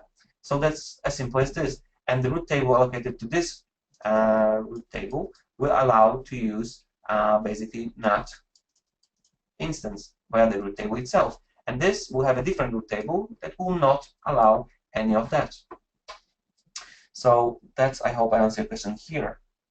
I have another question. For incoming traffic, do we reverse proxy for web applications?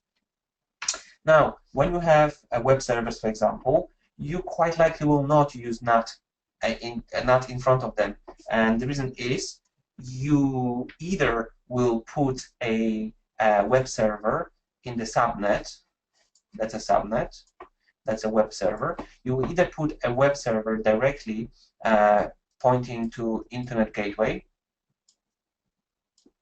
via the route table, and then goes off to the internet, or if a better way of doing that, you actually have ELB and the instances sitting behind will be able to access. Now you have two different types of ELBs. You have internal ELB and you have external. When you create external one, the external one is using Internet Gateway by default, which means if you put a web server 1, web server 2, and web server 3, let's say, it can connect directly to the internet, and the internet can obtain ELB IP address without any problems, and it can route the traffic to the web server. The most common scenario is the ELB itself. It's quite likely also the most solid solution, as well as the most cost efficient, and the reason is ELB itself is extremely redundant load balancer, which actually is hosted on multiple hardware devices, and the chance that that will fail is extremely low. And it will allow you to basically have internet coming directly to your web servers, but still sits behind some sort of device, which is exactly what you want. But all those web servers, when they're accessing internet, they must have a specific rule in the route tables to be able to access the NAT or Internet Gateway, which means ELB sitting in front of it will not be able to be used as a basically Internet Gateway itself. It's not used for that. The instance still will have to use one of those two routes. The only reason why we use ELB is for incoming traffic to be able to connect to the web server itself. So that's the scenario here. For example, that's probably one of the last questions before the break. For example, I have a VPC subnet in a different AZ. One VPC subnet is local and other VPC subnet also local. Considering this scenario, I need to access the instance from internet. How the best we can achieve this scenario? Okay, now if you have such a scenario, is this? I have a few questions. Is this some sort of web? Is this some sort of internet-facing application that you must access, something like a web server or something like a mail server, something that physically needs to be connected to the internet? And that would be important for me to know in order for me to answer your question. And I'm going to explain why. If, for example, you have no internet access application, okay, so you have a situation, you have a box here, and the whole subnet is no internet, right? By default. What you can do is you can create a separate subnet, subnet 2, and you can treat the subnet as more of something like a internet facing. And what you can do is you can create maybe a single server. We sometimes call it a bastion box or a jump box or any device. And basically, this particular subnet will have access to the Internet Gateway. And what we do is basically this particular box can either run Windows or Linux, doesn't really matter, depending on your requirements. And you basically come from the internet via the Internet Gateway to this particular box. Once you log onto this box, then you can jump off this box and go directly to the box within no internet route. And basically, that's a very common solution that we call them bastion boxes, we call them jump-off boxes, we call them security boxes, that they're exposed to the internet, but they're locked very tight, and they're kind of part of the application, but they're only allowed to access this subnet on maybe specific port like 3389 or maybe port 22 for SSH. So yes, you can create separate subnet with the internet access, which will allow to access any resource within your AWS on specific ports. So this is how we do it. Security groups. And this is where the fun will start, because you will notice how we can restrict basically all the requests on the security group level. So what is a security group? A security group acts as a virtual firewall that controls the traffic for one or more instances. You can add rules to each security group that allow traffic to or from its associated instance, which means you can control what comes in and what goes out and on which port on the as granular level as instance. So think of it as a built-in firewall, but sitting in front of your instance itself. You can create a different rule sets, you can create different ports and ranges, and you can allocate multiple security groups to a single instance. So it will give you a front facing in front of your instance security layer. So that's what security group is. So security group control what we can and cannot access are instances that reside within a VPC itself. So this is VPC itself. And security groups will allow you, for example, to say that that particular server in this particular subnet will not be able to access this server because maybe there is some sort of maybe there's no need for that. There is no access whatsoever. But you can also specify that that server can access this one if there is a need for it, no matter what subnet it is, which obviously it's a benefit. It's entirely up to you how you're going to access the servers in between, how you're going to create security in between. Most of the time we create that based on the ports that are only required. We don't open everything, and default behavior security group is log everything and then open only ports that you need. I can see another question here. The same can be specified using a route table, right? The answer to this is yes and no. Now, the route table will allow you to access between two subnets, but once you open the route table, that means you cannot control what ports you can. You can only allow or disallow. Security groups will allow you to not only allow you to open specific ports and say, I want my server number, let's say 1, to be able to access server number 2 on the port, let's say 22, which is known as SSH, and that's security group. The route table only allows access between two subnets, let's say, and you cannot specify the port itself. So that's the difference. So going straight into the security groups for web servers. Now, when we specify security groups for web servers, we can specify something like a type of request is a HTTP, protocol is obviously TCP, and port range is 80. Now, when we do that, we can specify that the source itself is basically internet facing, which means anything from the internet coming on this port will be able to access the server. And the same applies for HTTPS for basically the same rule.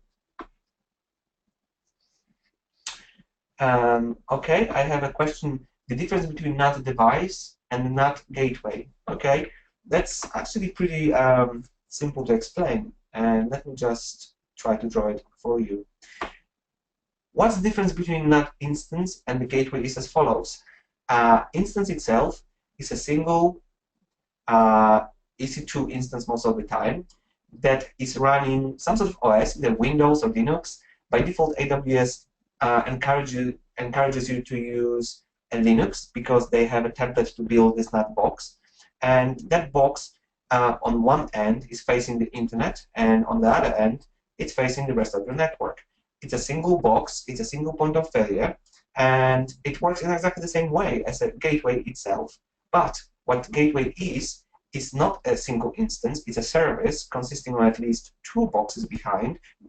It is invisible to you. You don't even know they exist. And basically, they're fully redundant, and you treat this as a service. All you need to do is basically request one, it's being created, and that's the extent of what you need to do. There's no maintenance of the gateway itself, There is no patching, there is no access because it's a service. Now, and not device itself. So in instance, in this case, you need to log in, you need to set it up, you need to maintain, you need to update, you need to make sure it's running, you need to control the uptime.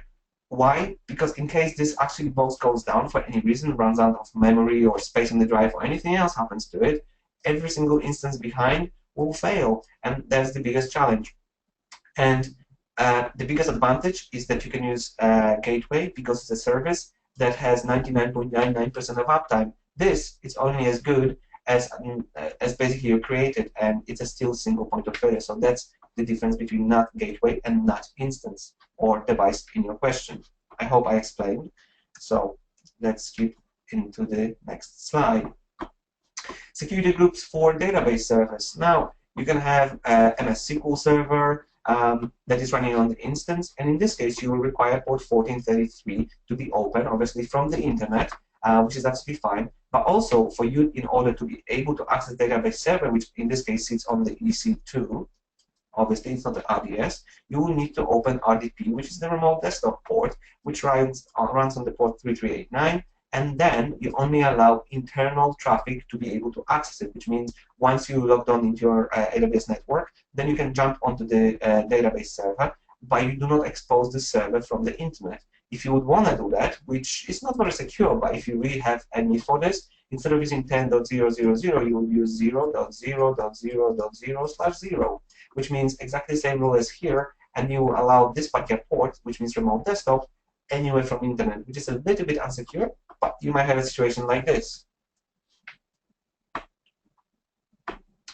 I have a question here. Let's assume each VPC subnet has different applications, and I need to create multiple security groups. No, you don't need to. Security group doesn't need to be assigned to a specific subnet, because when you create a security group, and I'm going to show you as well how to do it, you only thing you need to specify is basically a VPC that this particular security group belongs to, and that's it. If you have multiple VPCs, then you will need to create multiple security groups for them. But as long as everything is within one VPC, and you have, let's say, 10 different subnets within, you can have one security group that you can allocate to all those instances within each single subnet. So that's the biggest advantage of security group. Now, there are a few rules that you need to remember regarding security groups. By default, security group allow all outbound traffic, which means every single port is allowed to go out, but not in, and that's important to remember. Security group rules are always permissive. Security groups are stateful. Also, you can modify the rules of a security group at any, let me just minimize this, and any rules applied immediately, which means at any stage, and the rules are applied immediately. Which means you can modify the rules, and within a matter of a few seconds, the changed rule already applies to every single instance that this security group is attached. That's the biggest advantage. So, going straight into creating security group, and I'm going to show you how to do it. I hope my session still is valid. So, security groups. What we're going to do is create a new security group. We're going to give it a name. I'm going to call it Demo Security Group. Sorry, Security Group. And I'm going to give it Security Group 1. And description, we have to put something in the description. What we're going to do is we're going to call it Demo Security Group. And we need to allocate this into one of the VPCs. So in this case, capital VPC. And within a matter of seconds,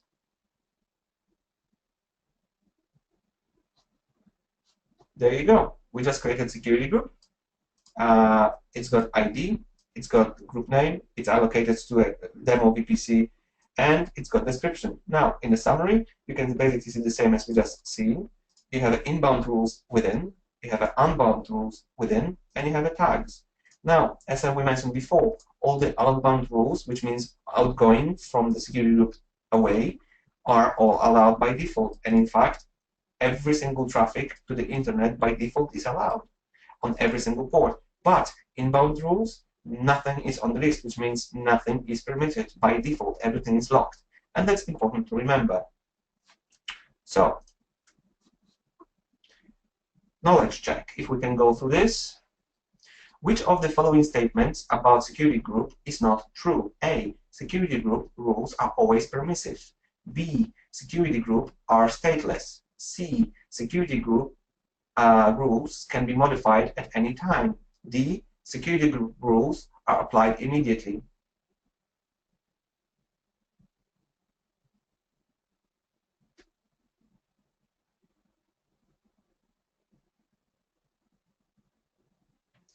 Waiting a few more seconds.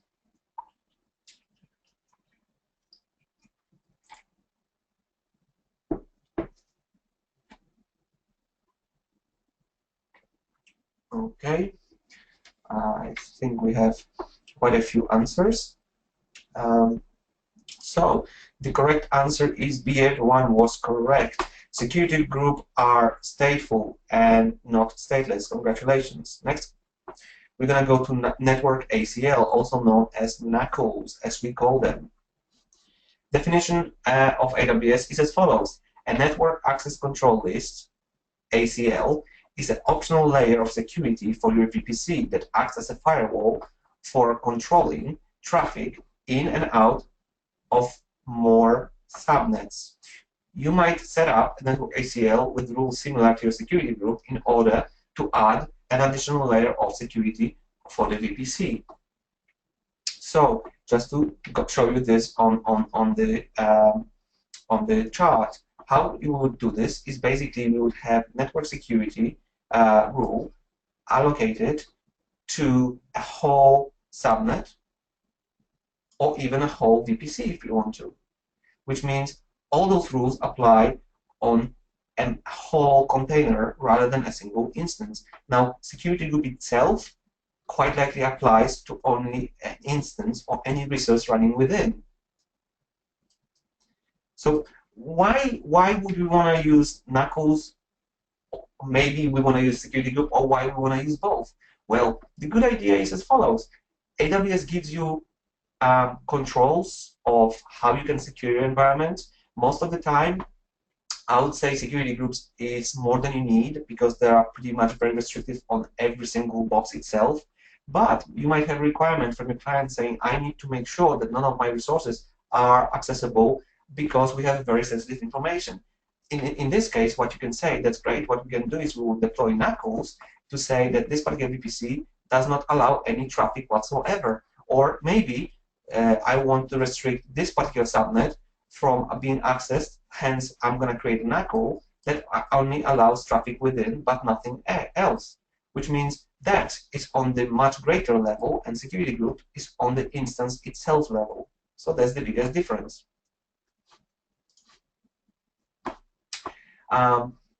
Basically, how it would normally work is, I see, can I repeat the previous one again?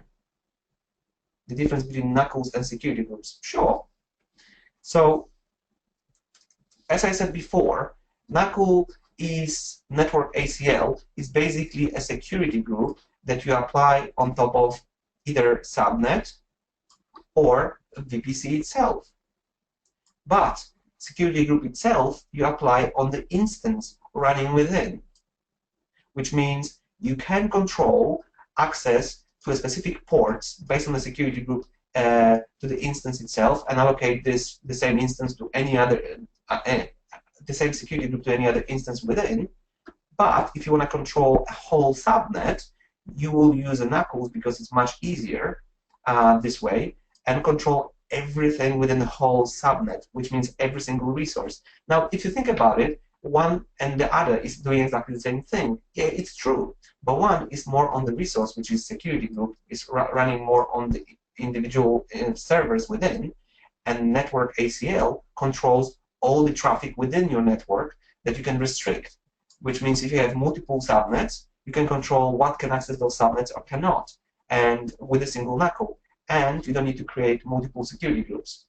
You can have both in the same time, and quite a few people are doing the same, but most of the time I've seen that people are using only security groups, which means they leave NACLs fully unrestricted and only control what can go in and out via a single security group. And most of the time, it's sufficient enough. So that's the biggest difference. I have another question here. Security group can be controlled traffic by blocking incoming traffic as well. Yes, that's correct. Security group itself can block inbound traffic and can block outbound traffic, but that's pretty much allocated to a single instance. What the knuckles is, it will allocate how traffic can behave within a network and subnets. So basically, what we have here is we have a bunch of instances running within our basically subnet, basically here, and we have another one here, and those instances are running security groups to allow specific traffic within. So if this particular subnet wants to access, maybe this server wants to access this server, what would be the easiest way of doing that would be to use security group. You would say, I want this instance to be able to access this instance on the port, let's say 22, just because we want to. And that's very simple. You just open this and it's running. But what if you want to make sure that two subnets can, for example, how to explain this in the easier way? If we want, let's say, restrict internet access to the subnet itself, so basically internet going through the VPC router, by routing table, what we can do is create a network access control list and say we only allow specific IP range to access our network. So imagine you have a situation, you have a client that is running a small solution in data center. They have a fixed amount of IPs and they want to access your system. What you will do is you will create a network access list saying, hey, I want specific IP, so x.x.x.x, to be able to access my subnet. And on this level, in the security group, you will be able to then control even more, like which ports and which instances you want to. If the change is global to all of the instances within the whole environment, Knuckles is the way to control it. If you want to have much more granular access, like which ports and which instances, you're going to use security groups, and that's the biggest advantage. You can have both. Nothing stops you from having both. I have another question here. Is security like a firewall sitting on the PC or server, allowing blocking ports from services as required? Yes, it is. It's exactly the same thing, except it is not sitting on the OS, so on top of, it's not sitting within the server as an application. It actually sits in front of the server. So even before the traffic even hits your server and hits your firewall, it's already being blocked by security group. So that's the biggest advantage. So by default, those are the default rules. Within security groups, we don't use rule numbers because that doesn't really matter. But within a Knuckles, so basically network access list, we use a rule numbers. Lower the number is, higher the priority of the rule is, which means it will be executed first. Higher the number is, less important it is. So you can see by default in here, all the inbound traffic is allowed, and all the outbound traffic is allowed as well, which states this exactly chart. Is explaining this chart. So, network ACL rules. Each subnet in your VPC must be associated with an ACL. So, if you want your subnet to use the network ACL, you can either allocate it to default one, or you can create your own network access list. A subnet can be only associated with one ACL. However, an ACL can be associated with multiple subnets. That's correct. It's important to remember. A subnet can be associated only with one ACL, but multiple subnets can use the same ACL, and that's important to remember, which means you can have the same rule against all the subnets in your network. An ACL contains a list of number rules which are evaluated in order, starting with the lowest. As I mentioned, there is a priority to them, where 0 is the most important, and I think 500 is the least important. So you're always starting with the most important as a 0, and then you go up. You can use 0, 1, 2, 3, 4, whatever, or you can jump like 0, 10, 20. It's entirely up to you.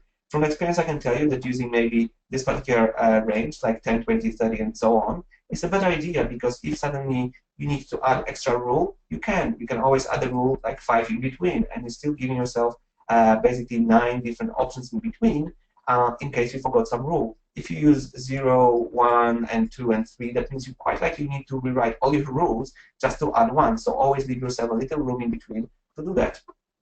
And ACLs are stateless. Responses to allowed inbound traffic are subject to the rules for outbound traffic. That's important. It's stateless, and that's all you need to remember. That's going to be one of the questions on the exam. So I'm going to create basically a network ACL, and I'm going to show you some settings of it. So network ACL is exactly here. So we're going to go straight into it, and we're going to create a new network ACL. We're going to create a new name called Demo Knuckles 1, and we're going to choose the VPC with the capital VPC itself. And that's as simple as this. And we created a new one. We have basically inbound rules. By default, pretty much everything is denied. You can see action denied all the traffic. And unbound rules, everything is denied as well. So basically, it's a very, very restricted rule. And that rule is with a star, which means it's above any other rule. It's the first rule to be executed, which means block everything. Now, if you want to allow any other rule within, you can. What we will do is basically create another rule. We can create rule number 10, let's say. You can create maybe TCP traffic, or maybe I want only allow access SSH, or maybe better yet, web, so HTTP. And source anywhere from internet, and action allow, and save. And what that would create is, by default, you can see that I block every single traffic possible, but then I created an exclusion to this rule saying, actually, on top of that, allow port 80 to be accessed from the internet on all inbound connection. And that particular rule might be used on your web server. So if you want a web server to be able to accept connections, you basically create rule number 80 of the source of the internet, and that's all it is. So let's jump into the knowledge check as well, if possible.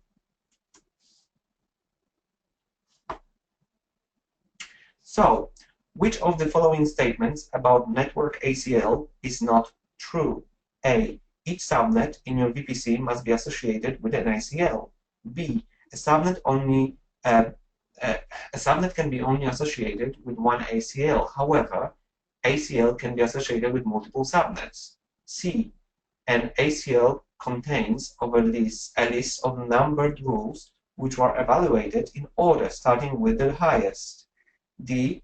ACL are stateless.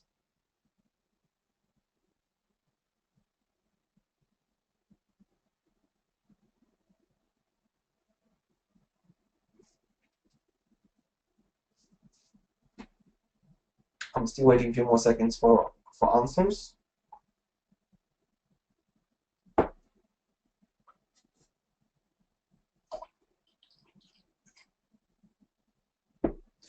Okay, I think I have all the answers in. So, the correct answer to this question is C. That's correct. Now, the reason why it's correct is because the order that ACLs are actually executed, or evaluated in this case, is the lowest to the highest, which means lower the number is, more important the rule is. So that was a tricky question because it was the highest in here. Majority of you answered correctly, so congratulations on that. Now we're going to go to the VPC best practices, what actually AWS recommends as a solution. Now, a default network ACL is configured to allow all traffic to flow in and out the subnets with which is associated. Use private subnets to secure resources that do not need to be available from the internet, such as a database service. So let me explain this.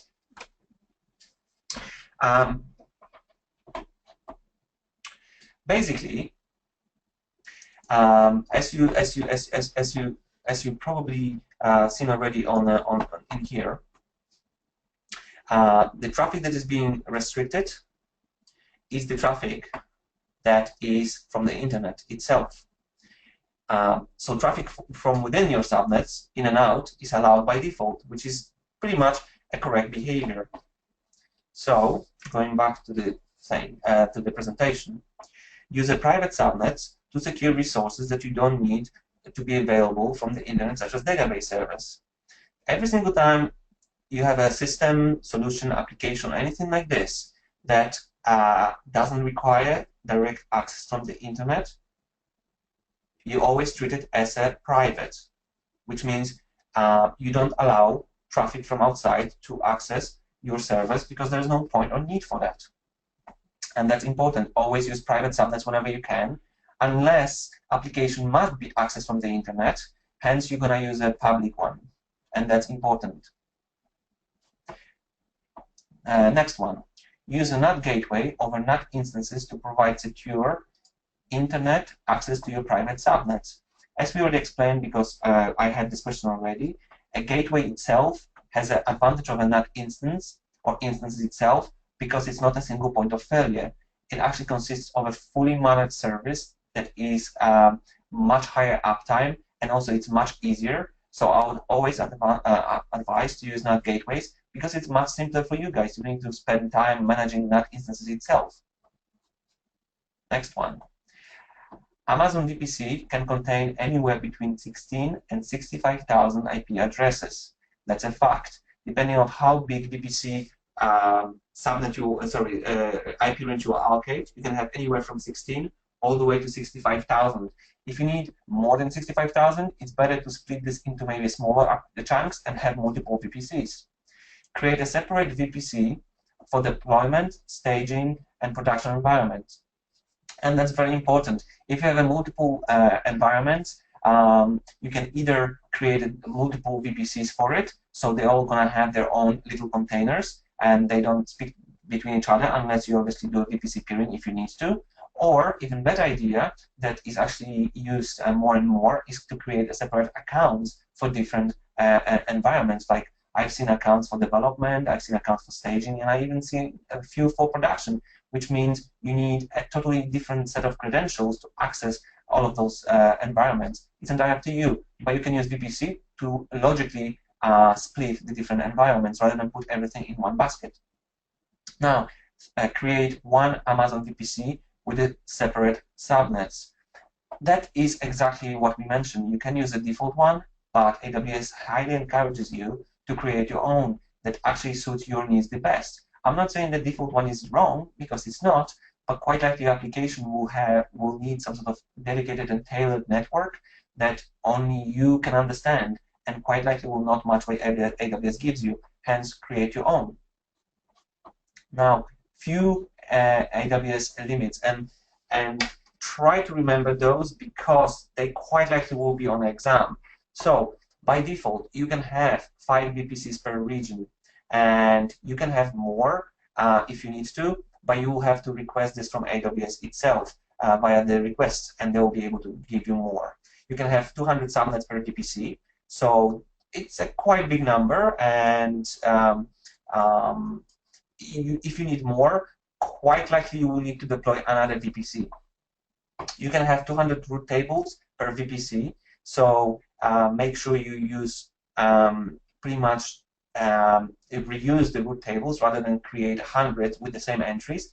Lower the number of route tables, it's going to be easier for you to later on understand and actually read your account, because I've seen that some people created every single route table for pretty much for every single thing out there, and it was almost impossible to read how everything works. It was a right mess. You can have up to 500 security groups per VPC. Now, that's a big number, and basically, VPC itself you can have up to 5, which means you can have up to 2,500 security groups, which is a huge number. There are 50 in and outbound rules per VPC, and that's in Knuckles. Basically, Knuckles will allow you to create 50 entries, which means it's 10 times less than security group. Hence, I encourage you to use security groups more, because in some cases, and I had this very often, we had a web application that specifically needed to sit behind a web application firewall, and the web application firewall itself was actually outsourced to another company sitting somewhere else, something even like Akamai. You might have heard about it. So how is this working? It's basically working as follows. You have an internet, and basically you have Akamai systems, and whenever someone is accessing a website, they always go through Akamai systems, and only Akamai systems are available for whoever is accessing the website to see. But then Akamai systems connect to you and AWS. And what happened was Akamai systems have had more than, I think, 400 or 500 APs globally that we needed to whitelist. And guess what? We couldn't use Knuckles because they had so many APs. We needed to use security groups in order to be able to whitelist them for them to be able to access our systems. And there are some limitations to that. So a security group might be even better than Knuckles, but it's entirely up to you how you're going to use it. Another one, some rules can be increased by raising tickets to AWS support. As I mentioned, you can have more than 5 VPCs, and you just need to request more from AWS via the ticket, and they're quite happy for you to do that. But they just want to make sure that you don't abuse it out of a default, because, as I said before, hackers were very happy with using AWS at the beginning and basically spinning lots of instances and attacking with the DDoS. So AWS introduced lots of restrictions, and you still need to request this. It's still possible, but you must create a ticket, and you must give a good enough reason. If they think the reason is stupid or it's not valid, they will actually question further. They're happy to give you that out of the box, but they still need a good reason. So that's one of the things. Now, use security groups for whitelist and the network ACL to blacklist, which is important. Now, what would you do is, as I said before, security group treat as a basically a list of what you are whitelisting, and basically network ACL, you use what to blacklist, so what to block. And that's basically a very good approach here. Another one, create a different security groups for different tiers of your infrastructure architecture inside of the VPC. That's exactly what we would do. If, for example, you have maybe a web server, and a web server quite like this running on port 80 out of the default, maybe even 443 if you have a SSL. So what you would do, I would create a single security group called security group web maybe, and I would allow those two ports to be accessed if I want, maybe from the internet, maybe through other source, 0.0.0.0.0/0. And if I have 10 servers, that's absolutely fine, because I would use exactly the same rule across all of them. Why? Because if I need to change something, like maybe allow different port as well, a single change to the port here will allow a change to every single of those servers, which means the whole application, I open only one rule, and the application across every single server is open in the same time. You don't need to jump on the boxes, you don't need to change firewall settings, you actually change it in one place. So it's actually very good. So another one, sorry, here, yes. If you create Amazon VPC security groups for each and every tier service separate, it will be easier to open a port to particular service, as I just explained and mentioned. Following a security group naming convention inside AWS VPC will improve operation management for large-scale deployments inside VPC, and also it avoids manual errors, leaks, and saves cost and time, and that's very important. Now, listen guys, when you deploy security groups and you're working in the shared environment between multiple people, it is important that you can actually describe in the naming convention what is this about. For example, you can call it a web server, and you can also put a name of the application within the name, and it will be easy to understand and see. If you have all the security groups within, as I'm going to show you right now, in here, If you have a bunch of security groups like here, which all of them have no name, in fact, not even description, it's going to be difficult to understand what this is. You need to go to each single of them, and then you need to go to inbound and unbound and understand what is actually going on, and that's not very good. However, if you create a new security group that actually is with a name and description it defines, it says, let's say maybe remote desktop for, I don't know, for my application X. So basically RDP application X, straight away you understand that this is RDP and it's using application X. And in the description you can actually define even more. You can say this rule is using remote desktop services for this application and anything you want. So that would be very, very good. I have a question here. If I have multiple database servers in the different VPC subnet, can I create one security to access all the instances to allow the traffic? Yes, you can. And that's exactly it. We create a single security group. In fact, I'm going to basically, as I showed you before, we create a single security group. And what we do is we will just edit the rule and say, hey, you know what? I want this to use port maybe MySQL. And source, let's say anything. Sorry, I forgot about 0 here. Dot, not 0. And basically, what we just done here, if I'm going to say this, what we just done here, we allowed MySQL port, which is 1433, to be accessed from the internet to the security group. And now, if I assign the security group to any instance that is running database, by default, it will be opened. And that's as simple as this. So you don't need to jump on the boxes physically and change security. In fact, most of the time, we don't even use any firewall on top of the boxes because we have so many tiers and layers of security in front, and that would be really not beneficial. Because imagine, you actually have a fleet of 500 web servers, just as an idea, and you need to add a new IP address because something was whitelisted, like even the Akamai, front-end applications firewall. Guess what? Do you really want to go to all 500 servers manually, or even if you scripted it, and change a single entry? Well, I wouldn't. I would probably spend the whole day, and I would probably, after a few hours, I would just give up. All I want to do is basically go here and change a single entry that applies to every single server that has this security associated with or allocated. And that's simple as this. Single change, a whole amount of servers are changed. I have another question. But we allowed for the instance to access 1433, but my scenario is I have 6 web servers located in 6 VPC subnets. Do you have 6 separate VPCs, or you have 6 subnets within a single VPC? That's important to answer. Because if you have a single VPC, as I thought, and you have 6 subnets, it doesn't really matter, because single security group is actually applying to every single resource within a VPC. So you don't need 6 security groups, you need only 1 security group, and you can allocate it against every single instance within all those 6 subnets. It doesn't matter. So that's the biggest advantage. Single security group applies to the whole VPC. But if you have a second VPC, then you won't be able to see the security group because it's only assigned to a single VPC. That's what you need to remember. So, proper naming, as I mentioned before.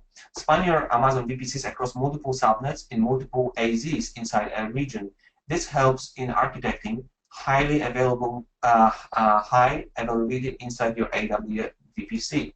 As I said before, and I'm going to repeat this probably many, many times after, when you create your subnet, each subnet is allocated to one availability zone, and within one region you might have at least 2. In case of US, you actually have 5 different ones. In case of Dublin, you have actually 3, which means I would highly encourage you to have at least minimum 2, because that will give you a high availability across your application. But if you want to use even more, that's even better, because you'll be able to spread your resources across more data centers. Hence, impact or any issue of one data center will not cause your application to fail, which is exactly this particular point.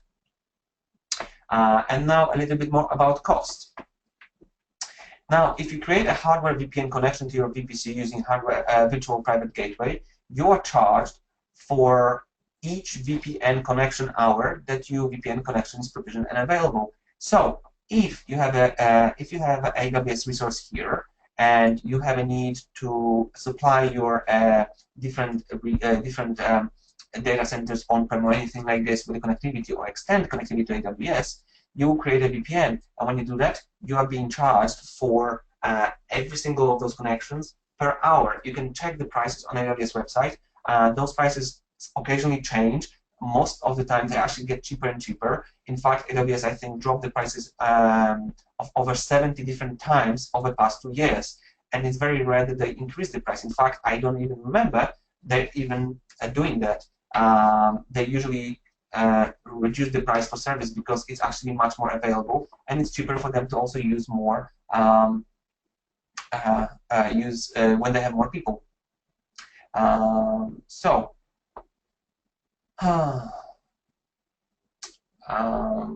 have another question here. As you mentioned, when I have multiple VPCs, we can't use a single use security group to control access. Am I right? Yes and no. What happens is when you create a security group, a single security group, which is basically a container of rules that ports are allowed in and out, you have to specify which VPC you want to allocate this with. Which means if you have a multiple of them and you create only one, that specific security group is allocated only to a specific VPC, which means if you switch to the other, you won't be able to use or see security group that you actually created for other, which means you need to create the same security group for the other VPC in separate. That's the whole point of VPC, to be able to create fully, fenced off and inaccessible environments. Now, if you create a NAT gateway in your VPC, you are charged for each NAT gateway hour that your NAT gateway is actually running, and that's important. Now, NAT gateway itself, because it's a service, it spins 24/7. You cannot stop it. You have to decommission it, and you pay per hour. But the costs are so low that it really doesn't matter. You can actually have a few of them, and you probably won't even notice this on your bill. So, if you want, feel free to see on the Amazon latest pricing page how much they are. Now, a practice assignment: designing a custom VPC. So today we have a simple scenario.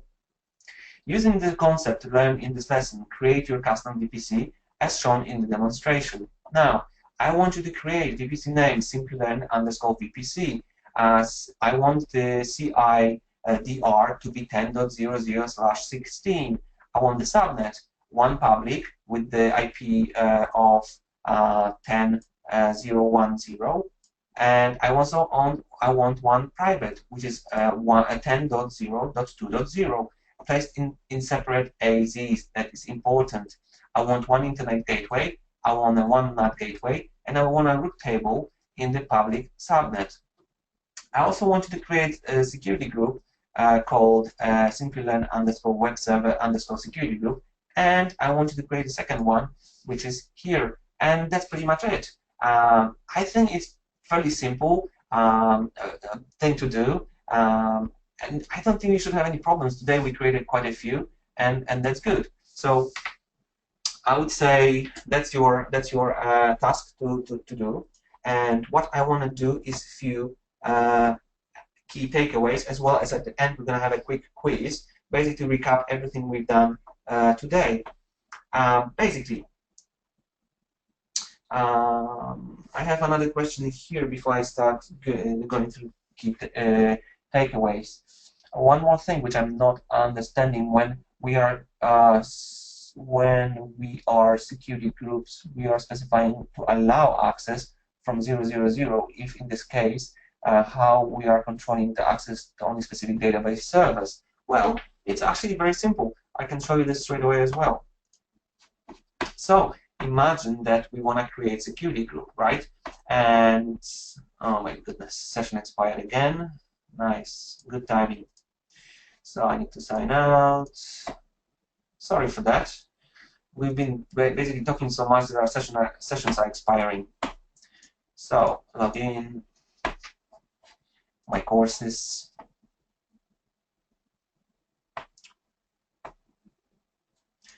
Architects, projects, lab console. Good. So if you're going to go to VPC, we have a choice when we actually creating security groups. I'm going to create a new one. In fact, I'm going to use the current one, sorry. In inbound rules, yes, we can specify that a source of the traffic is IP address like 00/0, which means internet. But what we also can specify is, if I'm going to add another rule, I can add the same port. Doesn't really make much sense because by this everything is allowed. But I'm going to add the same port for the sake of the exercise. So I'm looking for MySQL. Or let me add any other port. Doesn't really matter. So what we can do here is basically you can add another security group. What it means is, imagine you have a bunch of web servers. Let me just remove this. You have a bunch of servers within the pool here. And all those web servers are using security group called web. But then you have also a bunch of database servers called security group DB. Well, you want a web servers to be able to access a database service, but you don't necessarily want to point one to another. You can if you want to. You will have to specify the IP here, but you don't necessarily want to do that. What you will do is as follows. You will allow, let me just switch this off. You will allow, in this case, let me remove this rule. You allow database, which in this case is, let's say, MySQL. Where is MySQL? It can be a data MySQL. You allow MySQL to security group that is running a web server, which means if I create maybe another one here, security group web, yes, create, and in here I create, come on, a little bit quicker, and in here I create security DB. There you go. So we want a web server to be able to access a database server on the port 3308. What we will do is as follows. We'll go to the basically a database server, let's say, and edit this rule, and we'll allow port MySQL to be accessed from the source of the web of this, and we'll just basically save. What it means is we are allowing this this group to be accessed by the group B78, which is this one, to be accessed on the port 3306, which means suddenly every single server within whole every single server that's attached to this group will be able to access the database server without any problem on the DB port. So not only will you're allowing only specific ports, but also you're allowing whole security groups in between, which means you can suddenly start creating big pools of servers in between, and no matter if you add the server or remove, it always is a member of the same group set, which is exactly what we want. It's consistency. So there you go. That's the answer to your question. I have another one. Assuming if I am having SQL cluster with 4 nodes, 2 having in a VPC subnet 1 and 2 and 2 are in the VPC subnet 2. Now, in order for replication, I need to create one group in a VPC subnet 1 and one VPC subnet 2. No, in this case, what you need to do if you need a replication between, let me just do it a little bit, what to maybe visualize. You have 2 subnets and you have 2 databases. And what you're trying to do is you're trying to make sure that the replication between those is running smooth, which is great. What you will do is you create a single security group, that, let's say, if you want to use port 3306, and then you allocate every single of those instances with the security group, call it maybe security group DB, and that's it.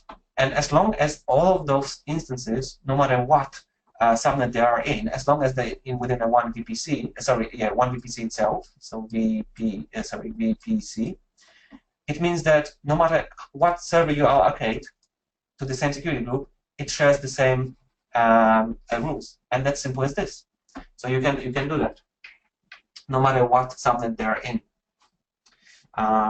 So I hope I answered the question. So let me go back.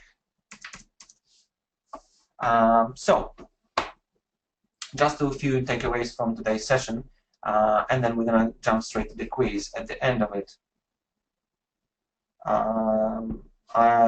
Sure, I have another question from Chandra. Can you show me how to add instances to the security group? Yes, I can. I will do this at the end of the session after the quiz is possible. So probably even more questions will happen. Let me do the takeaways for now, and then I'm going to show you after. So Amazon definition of a VPC, which is Amazon Virtual Private Cloud, enables you to launch Amazon Web Services resources into a virtual network that you defined. The virtual network closely resembles a traditional network that you operate in your own data center, with the benefit of using scalable infrastructure of AWS. Another one, private IP address is not reachable over the internet. It's used for communication between instances in the same network, and that's important. Every single, let me go back. Every single time you see private IP, that means it's only within. If you see a public IP address, that means you can access it from the internet. Also, elastic IP address is a basically static public IP address that you can allocate in order for any internet resource to access your server. That's really what you need to remember. So, another one. AWS defines a subnet as a range of IP addresses in your VPC. You can launch AWS resources into a subnet that you select. A subnet is always mapped to a single AZ. You can use a public subnet for resources that must be connected to the internet, and you can use private subnet for resources you need to connect to the internet. To allow your VPC the ability to connect to the internet, you need to attach the internet gateway. You can only attach one internet gateway per VPC. So, internet gateway, as we mentioned before, is a single, basically, a route or router that allows you to access the internet, and you only need one for the whole entire VPC. That's as simple as this. A route table determines the network traffic where the network traffic is directed. It does this by defining a set of rules, as we've seen before. Every subnet has to be associated with a route table, and the subnet can only be associated with one route table. However, multiple subnets can be associated with the same subnet.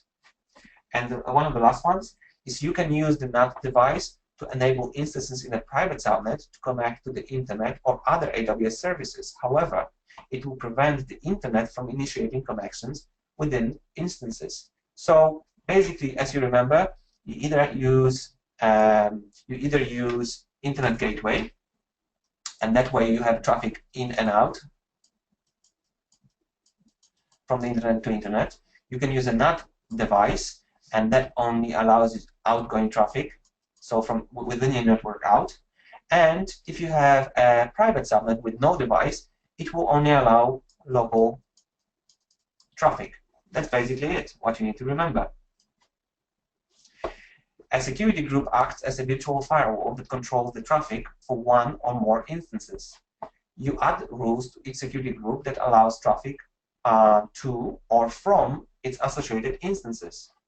A network access control list is optional layer of security for your VPC that acts as a firewall for controlling traffic in and out of one or more subnets. So as we discussed this before, when you need to control traffic on the instance level, so basically on the server level, you would quite likely use security group, which is much easier. If you need to control the whole layer of a subnet, you will use a network access control list, but it is, as AWS says itself, optional. It's not a must. Most of the time, you will need security group to control access, but this is optional. So think about if you want to deploy it or no. It's entirely up to you and up to your application. I have another question here. Second last bullet, multiple subnets can be associated with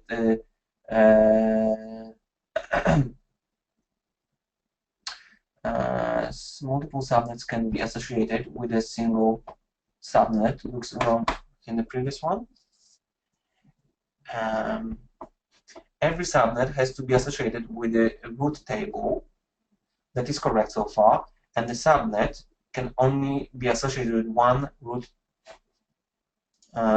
table. However, multiple subnets can be associated with this. Okay, yes, that's a typo. That's absolutely right. Should be associated with the route table. That's correct. You're absolutely right. I will flag that and I will make them change that. Sorry for that. Sequence from and out should be a VPC ACL security gateway, correct? Or if I'm wrong.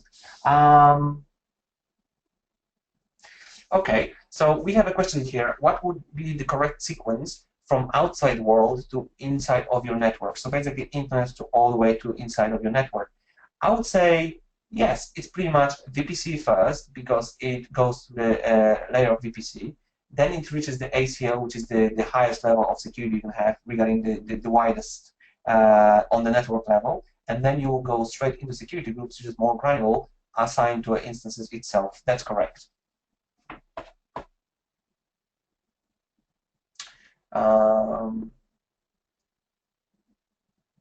Yes, I have another question of what is the significance of ACL rule number?